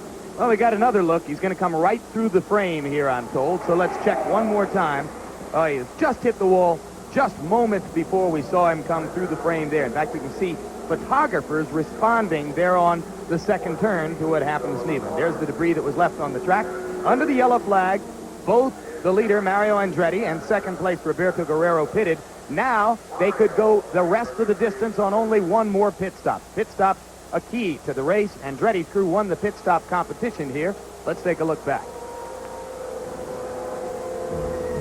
Last Thursday afternoon, a festive crowd filled the stands here at Indy, while others simply dropped in to watch some of the sport's biggest stars. Names like A.J. Foyt, a four-time 500 winner. This year's pole sitter, Mario Andretti. Bobby Rahal, last year's 500 winner. And Roberto Guerrero, winner of the Phoenix 200 earlier this year. While the fans may have turned out to watch these stars, the stars turned out for these stars. Their crews who often toil in the pits unheralded, while providing the foundation for a driver's success. The occasion was this year's Indianapolis 500 Pit Crew Contest Finals, a $50,000 event that crowns this year's fastest pit crew. The first semifinal pitted A.J. Foyt in the upper lane against Bobby Rahal. The drill called for each team to change 4 tires, simulate a 5-second refueling, and send the car upon its way. Quick work by the Rahal team, and an exit that smoked the competition gave Bobby's crew the first-round victory with a time of 21.34 seconds. In the second semifinal, Mario Andretti in the lower lane went head-to-head with Roberto Guerrero. Their quick work showed everyone why the Andretti team is considered one of the best in the business, when they posted a winning mark of 21.96 seconds. And so, the crews regrouped, and the stage was set for the finale between last year's 500 winner Bobby Rahal and this year's pole sitter Mario Andretti. Andretti's team manager, Tyler Alexander, huddled with his people and emphasized the importance of teamwork, while the Rahal team, decked out in some unusual but pretty casual crew shirts, gathered up their equipment to tackle the finale. And the contest was a dandy one. With the drop of the green flag, Rahal's group got a quick jump and set to work first. But Andretti's team took their manager's advice to heart and attacked their duties methodically, looking unconcerned with Rahal's progress. By the time the final tires went on, Mario definitely had the clear-cut advantage. The jacks dropped, and Mario was away first in 18.05 seconds to win the championship and a $25,000 first prize. Bobby Rahal's team took runner-up honors and a check for $15,000. Afterwards, Mario placed the victory credit where it rightly belongs. This is really the day for the crews, too, isn't it? This is their chance to shine. You're kind of secondary today. Absolutely. Totally secondary. I was just riding in there. All I have to do is bring it in, take it out. The bulk of the work they do, and they did it. And while we were away, during pit stops, both Roberto Guerrero in second place and Al Unser Sr. in third place came into the pits. Unser Sr. exited first. So right now, we've had a change on the leaderboard. Mario Andretti still one lap up.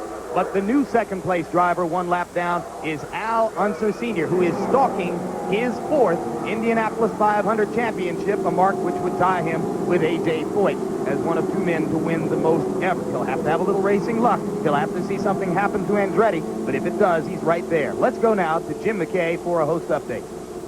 Well, Jim, it's kind of interesting to note that in 1968, Mario Andretti finished last in the Indianapolis 500. The next year, 69, he won it. Last year, he finished 32nd, next to last. And this year, well, it looks more and more like Mario may win that elusive second Indianapolis 500. Here's how they stand right now. Andretti followed by Al Unser Sr., remember, now in second place. Then Guerrero of Colombia. Danny Sullivan, a former champion. Fabrizio Barbazza, young man there. Not a familiar name yet. Scott Brayton, Al Unser Jr., so both of the Al Unsers are in the top 10. Gary Bettenhausen and his brother Tony Bettenhausen. I don't think he's in two places at once. But here is the race analysis. 14 of 33 cars running. Only 3 leaders, only 8 lead changes, 8 yellow flags. The average speed 165.538. If you're wondering about how Mario stands with, well, we're going to take a look at that in a minute. First, out of the race, George Snyder had an engine fire. Michael Andretti, fire in the pits. Heimratz, you see, crashed. Take a look at some of the others. Kevin Cogan, mechanical. Randy Lewis, the gearbox problem. Pancho Carter out again this year. Bobby Rahal, the defending champion, out with a mechanical on 57. Steve Chassis, you heard about. Davy Jones, the protege of A.J. Foyt, the rookie. Jeff Brabham out. Rick Mears, a former champion, out. Gordon Johncock on the comeback trail, had to go out today. Rich Vogler, A.J. Foyt out on the lap 116. Ari Leyendyk was going very well, the Dutchman. He had to go out. Former world champion Fittipaldi, Ed Pym, Tom Steve, a crash as we saw just a short time ago. If you're wondering how Mario stands in regard to most laps led when you win an Indianapolis 500, well, a long time ago, Billy Arnold, back in 1930, in the midst of the Depression, 57 years ago, led all but 2 laps of the race. Bill Vukovich in 1953, Bill Vukovich Sr. led all but 5 laps. And after that, well, Mario would be right up there. Sam Posey's with me now, and the story is, as the story was when we came on the air, Mario Andretti. Exactly, and you mentioned people that have really dominated the race. The last time it was done in modern times was in 1967 by A.J. Foyt, who did go on to win it, so that's the point. Another thing is, how sweet would this victory be for Mario were it to occur?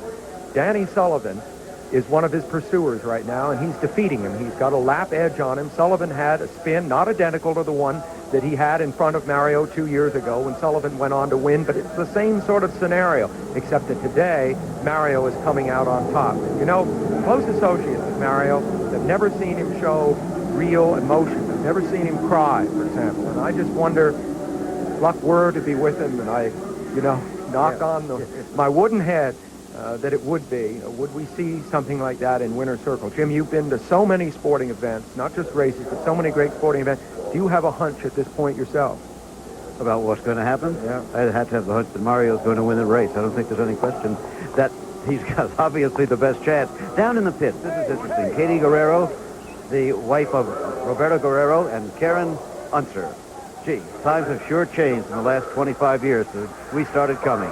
And another lap playback live at Indianapolis. 400 miles down, 100 miles to go. Mario Andretti protecting a 1-lap lead over Al Unser Sr., Roberto Guerrero, and Danny Sullivan. Let's go down. Well, before we go to Al Troutwig, let's cover this story. Danny Sullivan slowing down on, I believe, the back straightaway. Looks as though Sullivan has a mechanical. Yes, he does. Remember, he's been having a yellow light problem, meaning oil pressure, Jim. This could be eventually happening. Remember, the light comes on when the oil pressure gets low, and this could be very well what's happened to the car. And if it is an engine problem, that's a Chevrolet engine in there, exactly the same kind that is in Mario Andretti's car. So we've always known that if there is a weakness in Mario's race day plan, it is probably the engine. Is this a portent of things to come? But remember, Sam, Mario runs a Chevrolet too, and he's not had any engine problems to any degree all year so far. These cars have had continual engine problems, so there may be a little difference in the builder. Going 500 miles with the Chevrolet engine is a step into new territory. has not happened nearly as much as has the 500-mile run of the Cosworth engine, which has accounted for victory in every race here in the 1980s. Yellow flag out. Andretti continues to lead. We'll be picking up that story that Troutwig has for us a little later on. But right now, with Mario Andretti protecting his lead under the yellow flag, let's break for our local stations and a commercial. Local stations.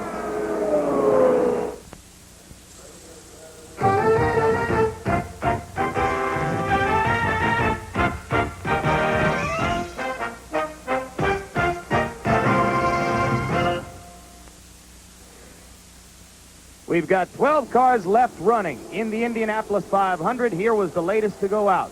You are looking at a replay from the front straight, and watch the car in the middle of the track. You're going to see a piece fly off of that car, and there it goes off flying into the distance. That's a wing plate, the edge of the wing, Jim, and that's about a common thing that's been happening to these cars. Maybe this one did. Most of them take the carbon fiber wing plates off and put aluminum on in place. Meanwhile, the day ends for Danny Sullivan. Yes, and you know what this leaves? It's so extraordinary because Sullivan, after his great day, leaves only Bobby Unser's brother Al of Roger's entire team. 3 has become 1, and that's a very good one indeed. Meantime, down to Al Troutwig. Al? Sam, you and I frequently speak of new innovations in racing. You're looking at one of them. This is the means of communication being used by the Tony Bettenhausen crew. If it looks like a telephone to you, you are correct. If we knew his number, we could actually dial him in his car. This is Ted Quackenbush, a representative of the Tony Bettenhausen crew. Ted, how's the telephone working? Worked great for about the first 100 laps, and then the microphone in the helmet gave way, and now we're going back to hand signals. What does a telephone call like this cost? Well, since today's Sunday, it's off peak, so it's 17 cents a minute. Which comes out to roughly $30.60, Jim Lampley. Only you, Al Troutwig, only you. And since I've left you hanging on the edge of your seat, let me take you off of it. The car which lost the wing plate was that of Fabrizio Barbazza, the 23-year-old rookie who lives in the legendary racing town of Monza, Italy, and who's been running beautifully here today in the top 10 much of the day. Fabrizio is driving a car for none other than Frank Arciero. That's a guy I used to run for, and Dan Gurney used to run for. He's been racing a long time. All you Italians stay together. There you go. And it's the crew chief there is the brother of the man that was my chief mechanic here, Dennis McCormick. And he told me that Barbazza comes on strong in the latter stages of the race, so we may see a lot more from him yet.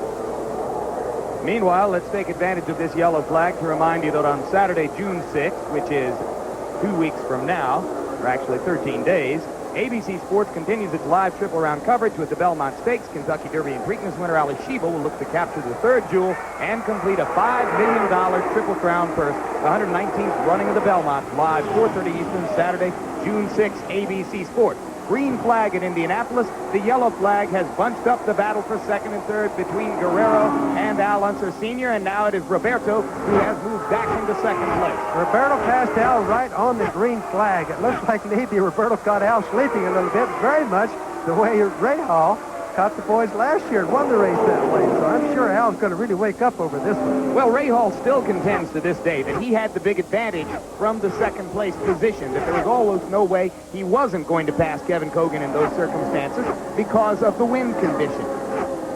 Well, possibly, yes, but I always felt that was very gracious of Ray Hall to pay, Kevin Cogan the compliment. Now, we look here at the pass that Bobby was just talking about. Mario, of course, is leading the race. You see Al out toward the wall on the left side, and you see Roberto on the right side, who timed it just perfectly in a pass that really is the duplicate of the pass that we were talking about that won the race for Ray Hall last year. And let me make one point that I perhaps didn't make clearly enough at that time a year ago. You can go when you see the green flag. You don't have to wait until your car is parallel to the scoring tower, the flag tower, I should say. And now let's go to Jack Caruth. Jim, now is the time when all the crew chiefs have to determine when do they pit for the final time. Well, checking with Mario Andretti's crew chief, Tyler Alexander, here's the mark.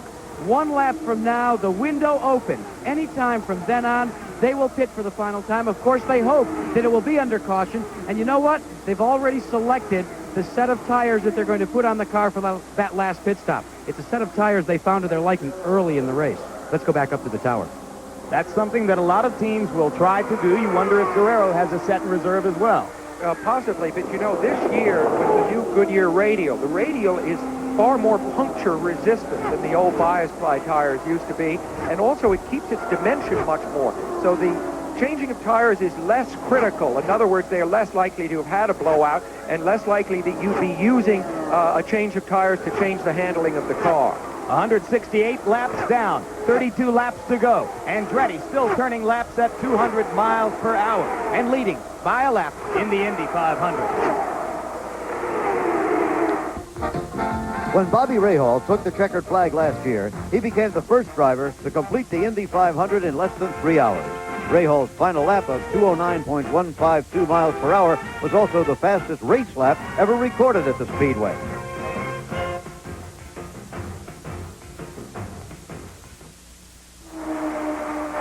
We are back live, and you look at the leader, Mario Andretti, with now only a short distance to go, 28 laps in the Indianapolis 500. Andretti is being chased by Roberto Guerrero. We keep mentioning that Roberto Guerrero and Al Unser Sr. are just 1 lap down in case you're not totally oriented to auto racing. What does that mean? Well, it means Guerrero would have to pass Andretti twice to take the lead, and the same is true of Al Unser Sr. And the gap between them, Bobby Unser, is significant in terms of time. Well, it really is, and you got to remember this now. Mario's in a different predicament right now than he's been all day. It means that he's got to drive totally a defensive race now. Don't make any mistakes. He's up a full lap, so he's got to play careful. Meanwhile, the man who beat Andretti in 1985, Danny Sullivan, stands by with Jack Carew. And Danny, when you spun, I began to wonder if history was going to repeat itself, but it didn't turn out that way. What put you out? Well, when I did that, we just got a little too loose over the lines down in 3, and I thought maybe when I didn't hit anything, I thought maybe this is an omen, you know, and car ran real good, and we had no problems with it, and then the oil light came on, and I didn't know what to do, so we got lapped at that stage, and Derek said, go ahead and run it. If it feels all right, and it did, and then just out of time through 1, it went flat, and through 2, it blew up. Can anybody handle Mario Andretti? Well, I tell you what, I think if we had stayed on the same, if we hadn't lost that lap to him when the oil light came on, we might have, depending on yellows, we might have been there for a run. We were running some strong laps, and Mario looks awful strong at this stage. Well, your teammate Al Sr. has just been in and out of pit road. He's had his service, so he's finished his final pit stop for the night. What about him? Do you think he's going to be able to do it? Well, I'm pulling for Big Al, obviously, but it'd be nice for Chevrolet if Mario won, and I know he's been waiting for a long time, but I got to be pulling for Big Al. He's my teammate. Well, that's the story from one teammate to the other. Let's check in the other side of pit road with my colleague, Jerry Gappin. Jerry? 25 laps to go, Jack Carew. Vince Granatelli, Roberto Guerrero's owner. When are you going to bring Roberto in for his final stop? Sometime in the next 5 or 6 laps, depending upon whether it's a yellow or not. Anything you can do to the car to make it fast enough to catch Andretti the last 25 laps? Well, have to do some kind of trick to pick up a full lap in 25, but we'll see what happens before the race is over. Okay, Vince Granatelli, the car owner for Roberto Guerrero, hoping something like a miracle could happen for his driver, Roberto Guerrero. Back upstairs to you, Jim Ledley. That's what it's going to take, is a miracle. You could see that Vince was not nearly as ebullient in that particular conversation with Jerry Gappins as he had been a little bit earlier in the race. Roberto Guerrero's last 3 years, 2nd, 3rd, and 4th. He's always finished the race in his career here. But there was a driver named Ted Horn back in the 30s and 40s who for 9 straight years was 4th or better and never won the race. Roberto Guerrero has got a little bit of a mini Ted Horn streak going here. You know, it's funny, Vince Granatelli is a very practical guy compared to his dad, Andy Granatelli, who was so emotional in these racing situations. Now, you see, I think that was a glance at Mario possibly starting for the pits. Mario on the right of your screen, he's not starting for the pits. Oh, my goodness, it's happened again. It has happened. It has happened again, and you can hear the crowd responding. Lady Luck has reared what is to Mario her ugly head at Indianapolis again. That shows. Don't count your chickens till they hatch. The bad luck has followed Mario again. This is kind of sad in many ways. Mario is going to feel worse today than he has in probably most of his losses, Jim. Millions of racing fans prayed only that Mario would get a fair shot, a full run at it. It looked so good for so long, and there now is the leader, and Katie knows it. as Roberto Guerrero tries to turn his bridesmaid status into that of a champion. There's Roberto Guerrero. Now, he, of course, saw Mario slowing. So what is in this man's mind? 28 years old. Now the Indianapolis 500 handed to him. We have heard now word that through Mario's radio back to his pits that he has lost blower pressure, his turbocharger not working. He may be able to limp around to a finish. Of course, any chance of winning is now completely gone. This happened with less than 60 miles to go. He had led for all but 5 laps in the race. That's astounding. But this is Indianapolis. This is racing luck. This is what we talked about all day. But remember another thing. It isn't over yet. The end of this race doesn't happen until it's really over. And there goes Roberto Guerrero by Andretti's car. You see Andretti in the pits. You saw Guerrero come down the front straight. The leaderboard changes. Car number 4 goes to the top of the leaderboard. Roberto Guerrero is the man in control. Who's chasing Guerrero? Al Unser Sr. in car number 25. And Unser Sr. pitted, as you saw, during that interview that Jack Arute was doing just a few moments ago. So Guerrero's got a little bit of a working margin. Another thing to keep in mind now, it always gets exciting to the end. Al Unser, my brother, has made his last pit stop. Roberto has yet one stop to make. We don't know how that's going to come out yet. So the real pressure here now is going to be on the Guerrero pit crew. And these will be nervous moments of anticipation for them as they await the chance to do their job. Roberto will be in 3 laps, Jim. Sign was just out on pit wall. 3 more laps for Roberto Guerrero. You watch him run around the track. He's 28 years old, Sam. What is in his heart and his head right now? Here he may be coming in next time. Of course, his pit crew has been flawless so far, and they've also proven they can overcome adversity very quickly. When that nose cone came off, they made very quick repairs, Bobby. Sam, the strangest thing I find is how does that tape holding that nose cone on? I predicted it would come off before now. Second place right in front of him. Your brother right in front of Roberto Guerrero. I think Jack Arute's report, Bobby, said that they were able to get that Zeus fastener fastened, and I just put the tape on for extra... Would it make sense for Guerrero to try to lap Al Unser one time before he comes in? Yes, that's what's on his mind. He goes past Al Unser Sr. He's got a lap on him now as he prepares to make this pit stop. Unless the radios are working, Al may not even know that was Roberto coming up on him like that. He may not have been sure. Not with the color of that car, Bobby. Everybody on the track knows who that is. Al Unser Sr. has made his last pit stop. He will stay on the track when Roberto Guerrero comes in. You've got 20 laps to go in the Indianapolis 500. And suddenly a race which belonged lock, stock, and barrel to Mario Andretti is a little bit more competitive, though once again, there is a man who is completely in charge. It makes you think about Al, though, doesn't it, Bobby? He's won 3 already. He's now this close.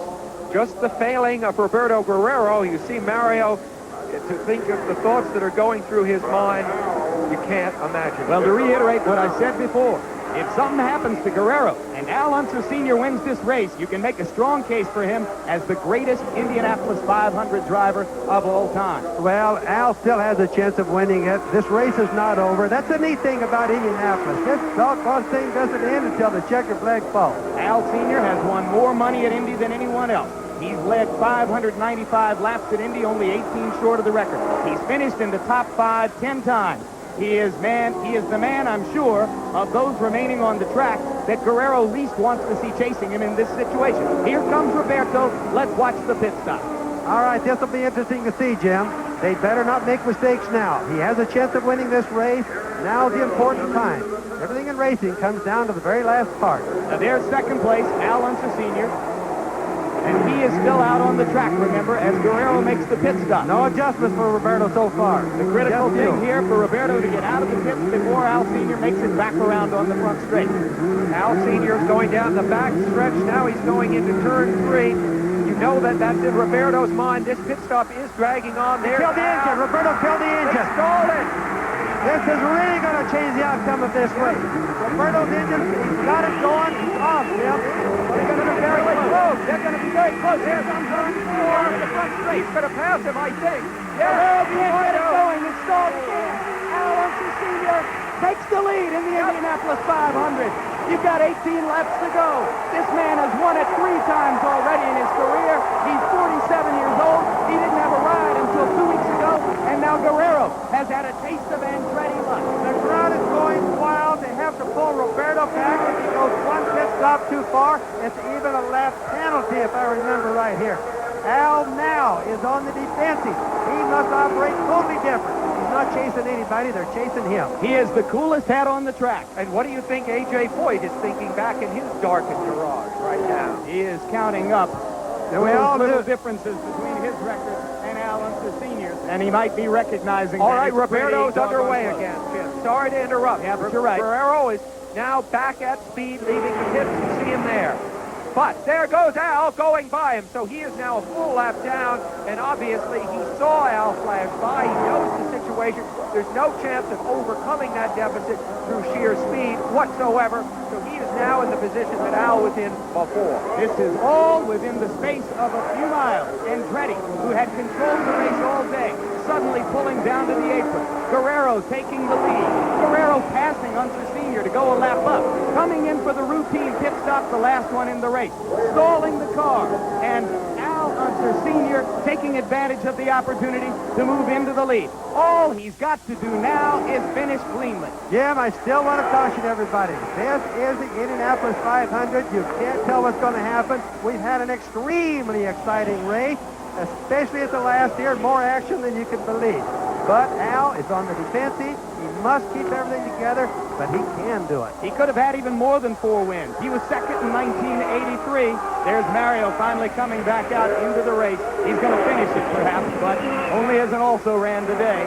Unser Sr. was second behind Tom Sneva in 83. He was in the hunt in the last 10 laps. His son, Al Unser Jr., tried to block Sneva, or at least create some dirty air for him to give him a chance to win. It didn't quite pay off. Al Jr. is in 4th place. We could have a good Unser day here before we're through. I think you've already had a pretty good Unser day, Bobby. And the car right now that Big Al is following is the rookie car of Fabrizio Barbazza, who is now 3rd. Barbazza having one of the greatest runs by a rookie that we've seen in recent years. Since Roberto Guerrero in 1984. All right, we've got 15 laps to go. We're going to go to commercial one more time. And when we come back, we're going to bring you the finish of Al Unser's bid for a 4th Indy 500 title. From overhead at the yellow car, carrying what is now the story of the day, and perhaps to a certain degree the story of the decade at the Indianapolis Motor Speedway. 47-year-old Al Unser Sr. was without a ride in this race until 2 weeks ago. He was given the car that Danny and Gaius crashed, riding under the colors of Penske Racing. And now, Al Unser Sr. is in position to win a 4th Indianapolis 500 title, which would tie him with A.J. Foyt as the only 2 men ever to accomplish that. Let's go now with Al Troutwig. Jim, it's quite a scene down here in the Al Unser Sr. pit. Rick Mears and Danny Sullivan out of the race. That looks strange enough, but they're all trying to help Roger Penske get the attention of Musak to blue flag car number 12, the car of Barbazza. They think that he is interfering with the progress of Al Unser Sr. In the meantime, Karen, Al Unser Sr.'s wife, is really agonizing over these past few laps. You can see the tension in her face without looking very hard. Back to you. It's a very good point, Al Troutwig. As you look at the red car of Barbazza in front of Al Unser Sr., he has been moving all over the track to obstruct Unser Sr. and thereby lessening some of the distance between Unser Sr. and the 2 men chasing him, one of which is Guerrero, the other of which is Barbazza. Barbazza is 2 laps down. Guerrero is 1 lap down. Remember, Guerrero would have to pass Unser twice within these closing laps in order to get back into the lead. We've got 11 laps to go. Bobby, when you won the last race you won here back in 81, you became the oldest man ever to win the Indianapolis 500. If your brother hangs on and wins it today, he would displace you from that honor by a matter of a few months. Sam, what do you make of that? If that happens, I'll just be the happiest brother in the world. Great.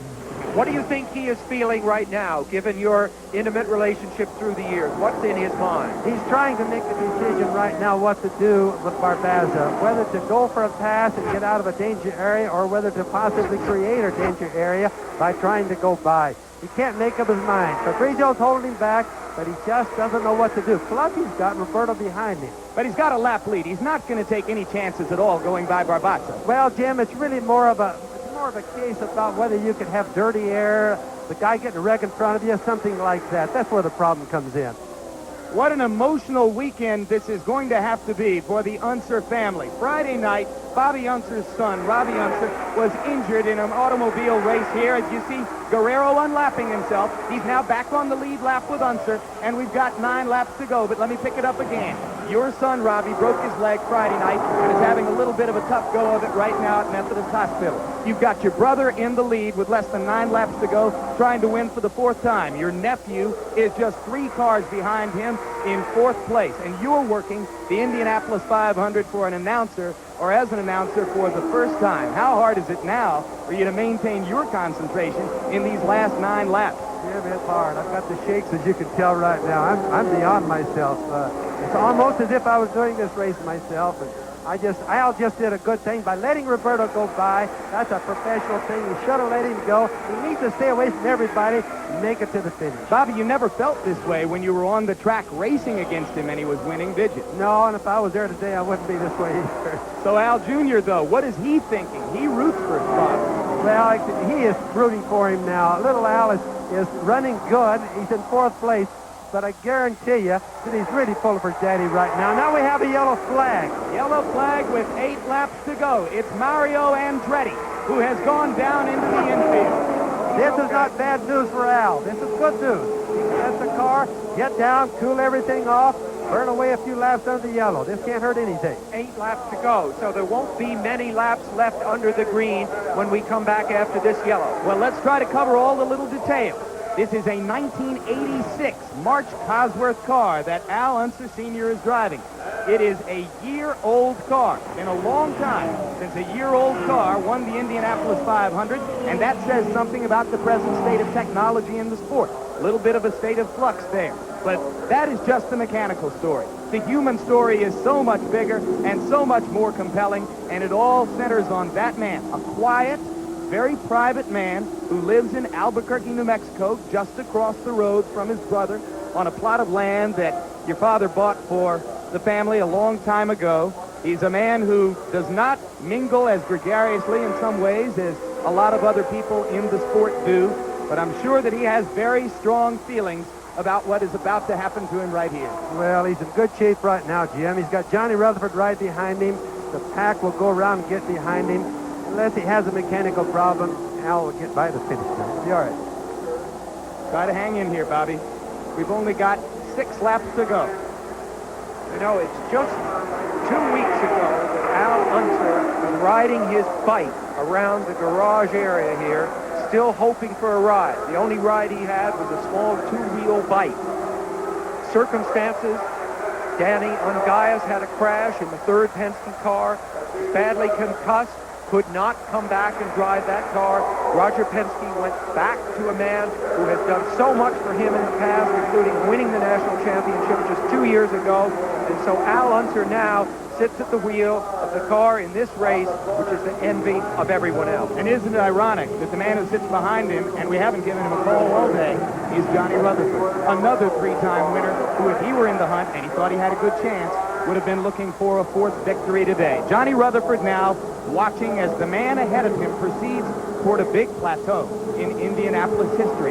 You pointed out that he didn't have a ride. He had offers of cars, as you look at Guerrero flying around trying to make up a little bit of distance under the yellow flag. He had offers of cars, but he said that he would only take something good, something that had a chance to win the race. Well, and there aren't very many cars he could have picked from. Most of the cars were gone, and it's because of Danny Ungaias' accident that opened this ride up for Al, Jim, and he was very thankful for that, but he felt sorry for Danny. Of course, it was a head injury. Otherwise, Danny would have been in this car. Of course, when he won the championship, I say the IndyCar World Series Racing Championship a couple of years ago, that was an opportunity which was opened up to him by an injury to Rick Mears. And he went out of his way to honor Mears for that by seeing to it that Mears carried the number 1 the following year. Yes, he did. And Al could, ironically, be the national champion again this year. We don't predict things till they're over with, but Al, like I said earlier, hasn't slowed down. And today, obviously, is in pretty good shape. Al is not a fast qualifier. In 22 Indy 500s, he's been on the front row only 3 times, but he's won 3 times and finished second 3 times. Now, I mentioned earlier, I said 6 laps to go. I was 1 lap ahead of myself. but now there are 5 laps to go. Al Unser Jr. is the car directly in front of that of Roberto Guerrero. And this harkens us back to 1983 when in a similar situation, Al Jr. tried to protect his dad from Tom Sneva. Is there anything he can do when they come back green to help make sure that his dad will win this race? Jim, he really doesn't have to. There's nothing that's really necessary right now. Johnny Rutherford is right behind Al. Johnny's a good driver. Johnny knows what the situation is. There's nothing to go for. Al just got to be out there running clean air, take care of his car, make sure he doesn't break the transmission when he comes down for the restart. Little things like that are important, you know. There's little Al, and you can see he's just a few cars behind Al Sr. You get a look at Guerrero, the car that is easy to spot, even in the wide shot, right there on the right of the screen. The big orange number 4. It looks like a bomb about to explode. I'll tell you, that car looks fast even when it's sitting still in the garage. And we are now told that Guerrero's crew has told Roberto to just cool it. And they are now telling him, we are told, and we don't know for certain that it's true, that second is better than blowing it. All right, the green flag is going to come out, and you're going to have 4 laps to go. So the Indianapolis 500 is now the Indianapolis 10 for Al Unser Sr. as he tries to win it for a 4th time with 4 laps to go. He's pulling away, Jim. He's in good shape. The transmission went through the last shifting it should do until the end. That's, thank God that worked too good. You think Guerrero is thinking to himself right now, I blew this race for myself, I stalled it leaving the pits? Yes, Sam, but you know, as we talked earlier, we watched Mario as an example miss a lot of pit stops through his career. Pit stops meaning come in and miss the whole pit. So Roberto made a mistake. He did that all last year. As we talked earlier, we really thought he was over that this year and on the road to good recovery. When he won at Phoenix a month ago and broke through the window in a sense because after being on the threshold for a few years, he won his first IndyCar event. He got help when Bobby Rahal stalled his car out in the pits on the last sequence of pit stops. And even the very best are not immune to problems in the pits. Your brother Al, just 2 years ago, ran over his air hose going out of the pit and lost a hole, was penalized a lap, which cost him a chance at a last lap possibility. Well, he finished 1 lap down. If he hadn't run over the air hose, he'd have been on the lead lap at the end and challenging Danny Sullivan for the victory. Now Sullivan stands in Al Unser's pit and roots for his teammate to win the Indy 500. Can you just imagine how Roger Penske is feeling now? He absolutely winning this race. No idea that Al Unser would be driving for us.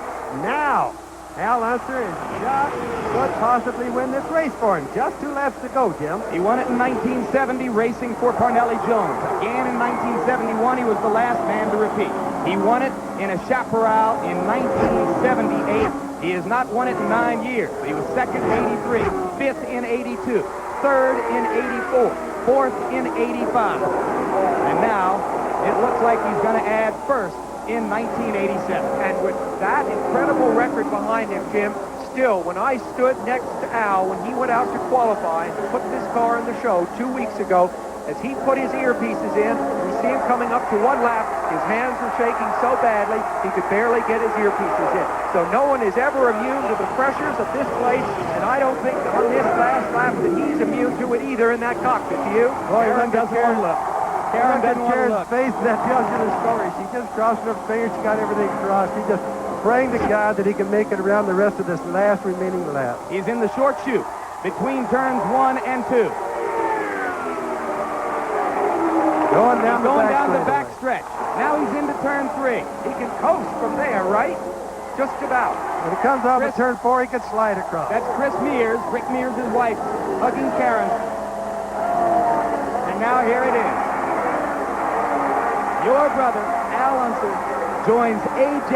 Foyt as one of only 2 men ever to win the Indianapolis 500 4 times in his life. That is fabulous. That is absolutely fabulous. I just cannot believe it. Bobby, congratulations. Oh, It's simply fantastic. Thank you. I mean, this is great. This has been a day. This makes up for Robbie getting his leg broken. Well, and I'm sure Robbie's watching right now with the television in that hospital room, we hope.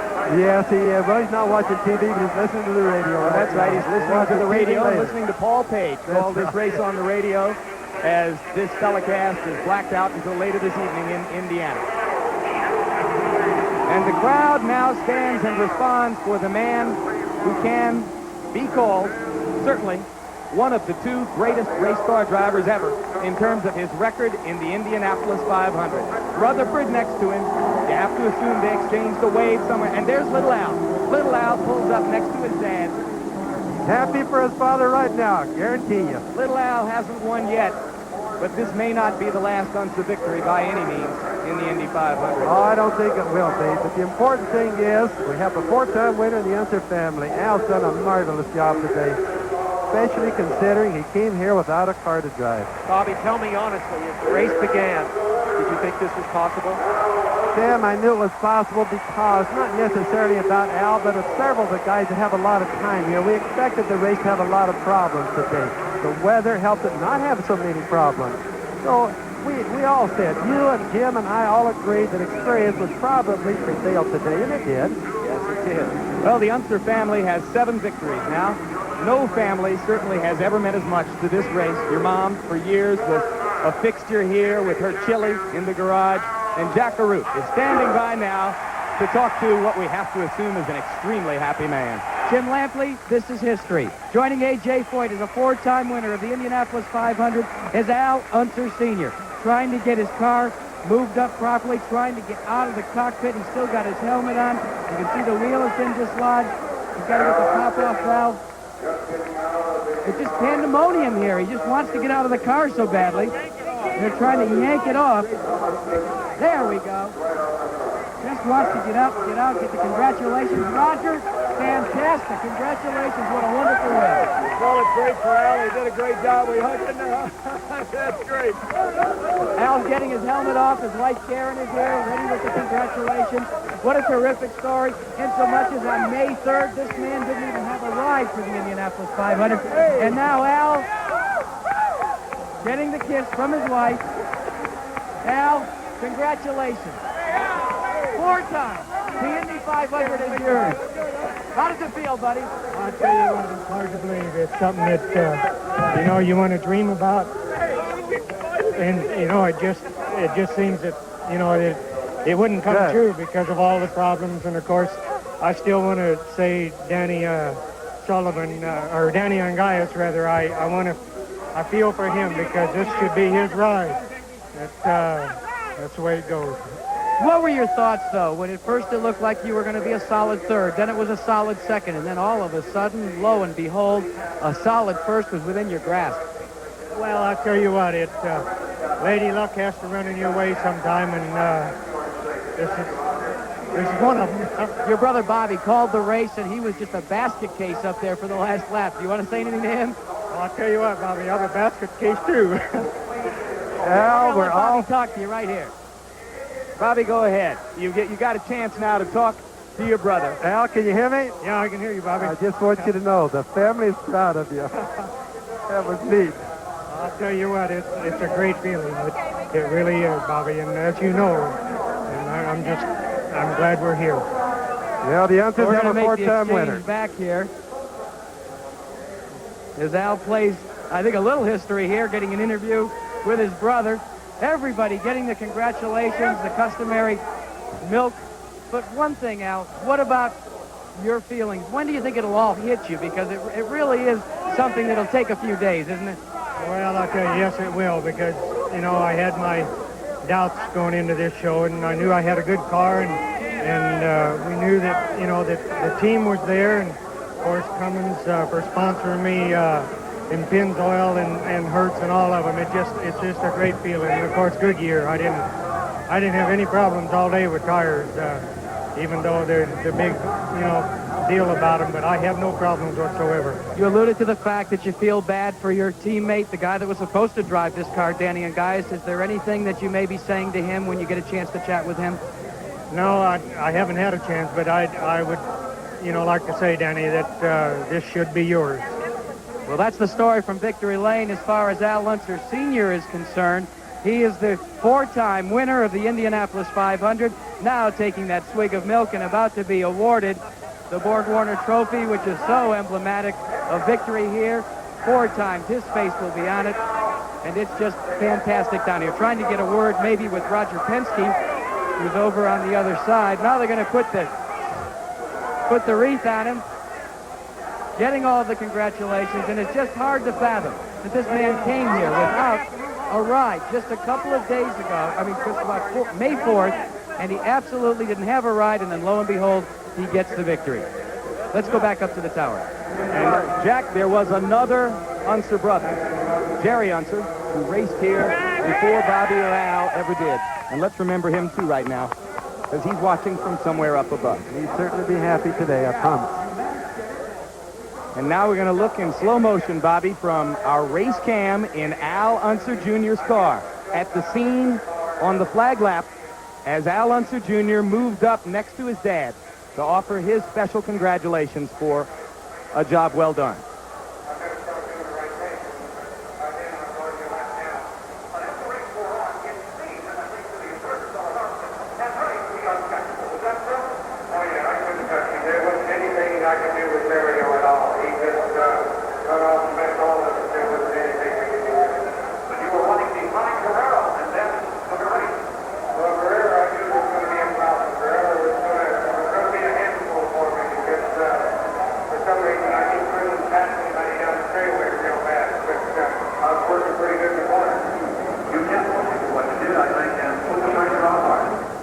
Earn money just for walking on the beach. Just use the credit card that pays you back. The one that earns you a yearly cashback bonus on every purchase. What other card offers you this kind of paid vacation? The Discover Card. Use it at more places every day, like Eastern Airlines, Sheraton Hotels, and Mobil. It takes a leader, a hero, a zealot, a scientist, an artist to be Person of the Week. Friday, watch ABC's World News Tonight with Peter Jennings.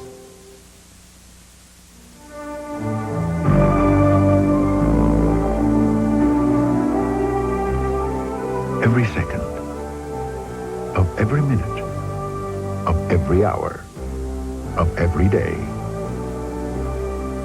The Southwestern Bell Telephone Network is there, so you can be with anyone, anytime, anywhere. Okay, I just really needed to hear your voice. Next year, Texans will continue to face an economic oil crisis. We've got another Pearl Harbor in energy looking at us today. More than half of all the oil used by Americans will be imported. If there ever comes a time again where the OPEC countries shut the oil off to us again, then we'll be left without rigs. What factors are changing our future survival? 75% of the crude oil and products produced in the world today is produced by governments. Texas Oil, tapping new ground. Monday on the 24 Action News Update at 10. Going South, Sunday at 10:30 on 24.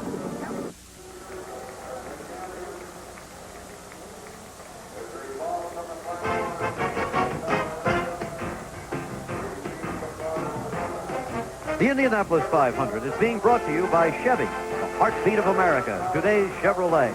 By Goodyear Tire and Rubber Company. No matter how far you go, Goodyear takes you home. And by the Kellogg Company, maker of Kellogg's Frosted Flakes, Tony's Flakes of Corn with a sweet frosting.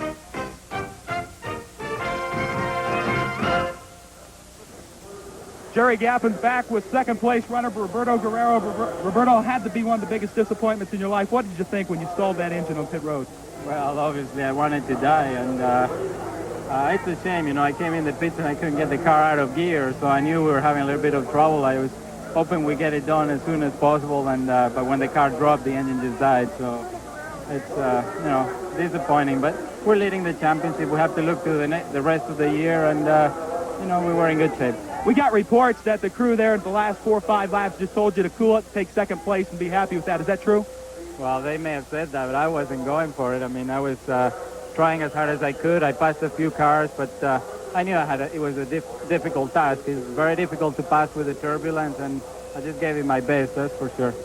Your son here, 20-month-old Marco, you want him to be a race driver someday and go through what you just went through today emotionally? Well, I mean, that will obviously be up to him, but you know, today was tough. At the same time, a second place is a second place, and you know, we have to still be happy with what we've done. Okay, Roberto Guerrero, obviously a little disappointed with second, but still, he's leading the points championships and looks ahead. Back upstairs to Jim Lampley. All right, thank you very much, Jerry Gappens. And we take an unofficial look at the top 6 finishers. Unser Sr., Guerrero, Barbatza, a rookie, Unser Jr., Gary Bettenhausen, Dick Simon. We'll be back right after this. Indianapolis Motor Speedway, where, once again, in case you've just joined us today, Al Unser Sr., in a dramatic late lap run, has won his 4th Indianapolis 500 to become only the 2nd man ever to do that, joining A.J. Foyt. It was a race which Mario Andretti led most of the way and appeared to have clearly in hand, leading by more than a lap most of the way until his freakish bad luck string, which has now lasted 18 years, struck once again with just about 50 miles to go in the race. And then in the closing laps, it appeared that Roberto Guerrero was in control, leading by a lap, and was headed for a victory before he inexplicably stalled his car out on a pit stop. They had difficulty getting it going, and suddenly there was Al Unser at age 47, headed for that 4th victory. You've heard of the old saying, not a dry eye in the house. At the end of the race, there was not a dry eye in the booth. We talk about turbulence on the track. There was certainly turbulence in the heart of our newest expert commentator, Bobby Unser. But before Bobby gets a final chance to comment on his brother's triumph, let's go once again to Sam Posey and back to the story you began the day with, Sam. Mario, once again, appeared in position to break that long streak, and it didn't happen. Yeah, and for every triumph, there has to be a disaster. And what I only hope in the next few years is that, I think Mario really thought he was going to win this one. I think he was poised to do something. And now it is almost as if this luck thing has become sort of strange eagle that sits on his shoulder. And I hope that it won't cause him to become so discouraged and depressed that it would affect his future performances. I'm sure it won't, and yet I think today, of all the defeats here that Mario has had, perhaps this will be the most painful. And ironically, at age 47, he is a direct contemporary of the man who benefited from his bad luck. And here is the spectator who enjoyed it most. Bobby, what will history say about your brother? They're going to say Al's a great race driver. He always has been. And today's race was a good race. Mario did lead an awful lot of it. He totally dominated it. But by the same token, Roberto Guerrero was quick. We had a lot of fast cars. We had very few accidents. No bad accidents. It came out a lot better. We didn't have the heat. It just came out a lot better than we anticipated in the very beginning. We were all, 3 of us, a little bit worried, if you remember. So I just think it's really neat. I've never seen such a storybook affair for a family as it's been for the Unser family today. Very quickly, is there something to be said for playing a waiting game in this race? And does your brother have more of the temperament to do that than perhaps anyone else? Yes, he does have. And Al has always been a very shrewd and very smart race driver. And I wonder sometimes, like if I would have been in Al's shoes, I'm not too sure that I wouldn't have pushed it a little bit harder and possibly even broke the car. The important thing is he does know how to win, and he did win again. Congratulations again to the whole Unser family. It was heartwarming for us to share in this story with you. The results of this race don't become official until 8 o'clock tomorrow morning. For now, it looks as though Al Unser has won it. Jim McKay will be back with a final word right after this. The race summary then, 11 of 33 cars running.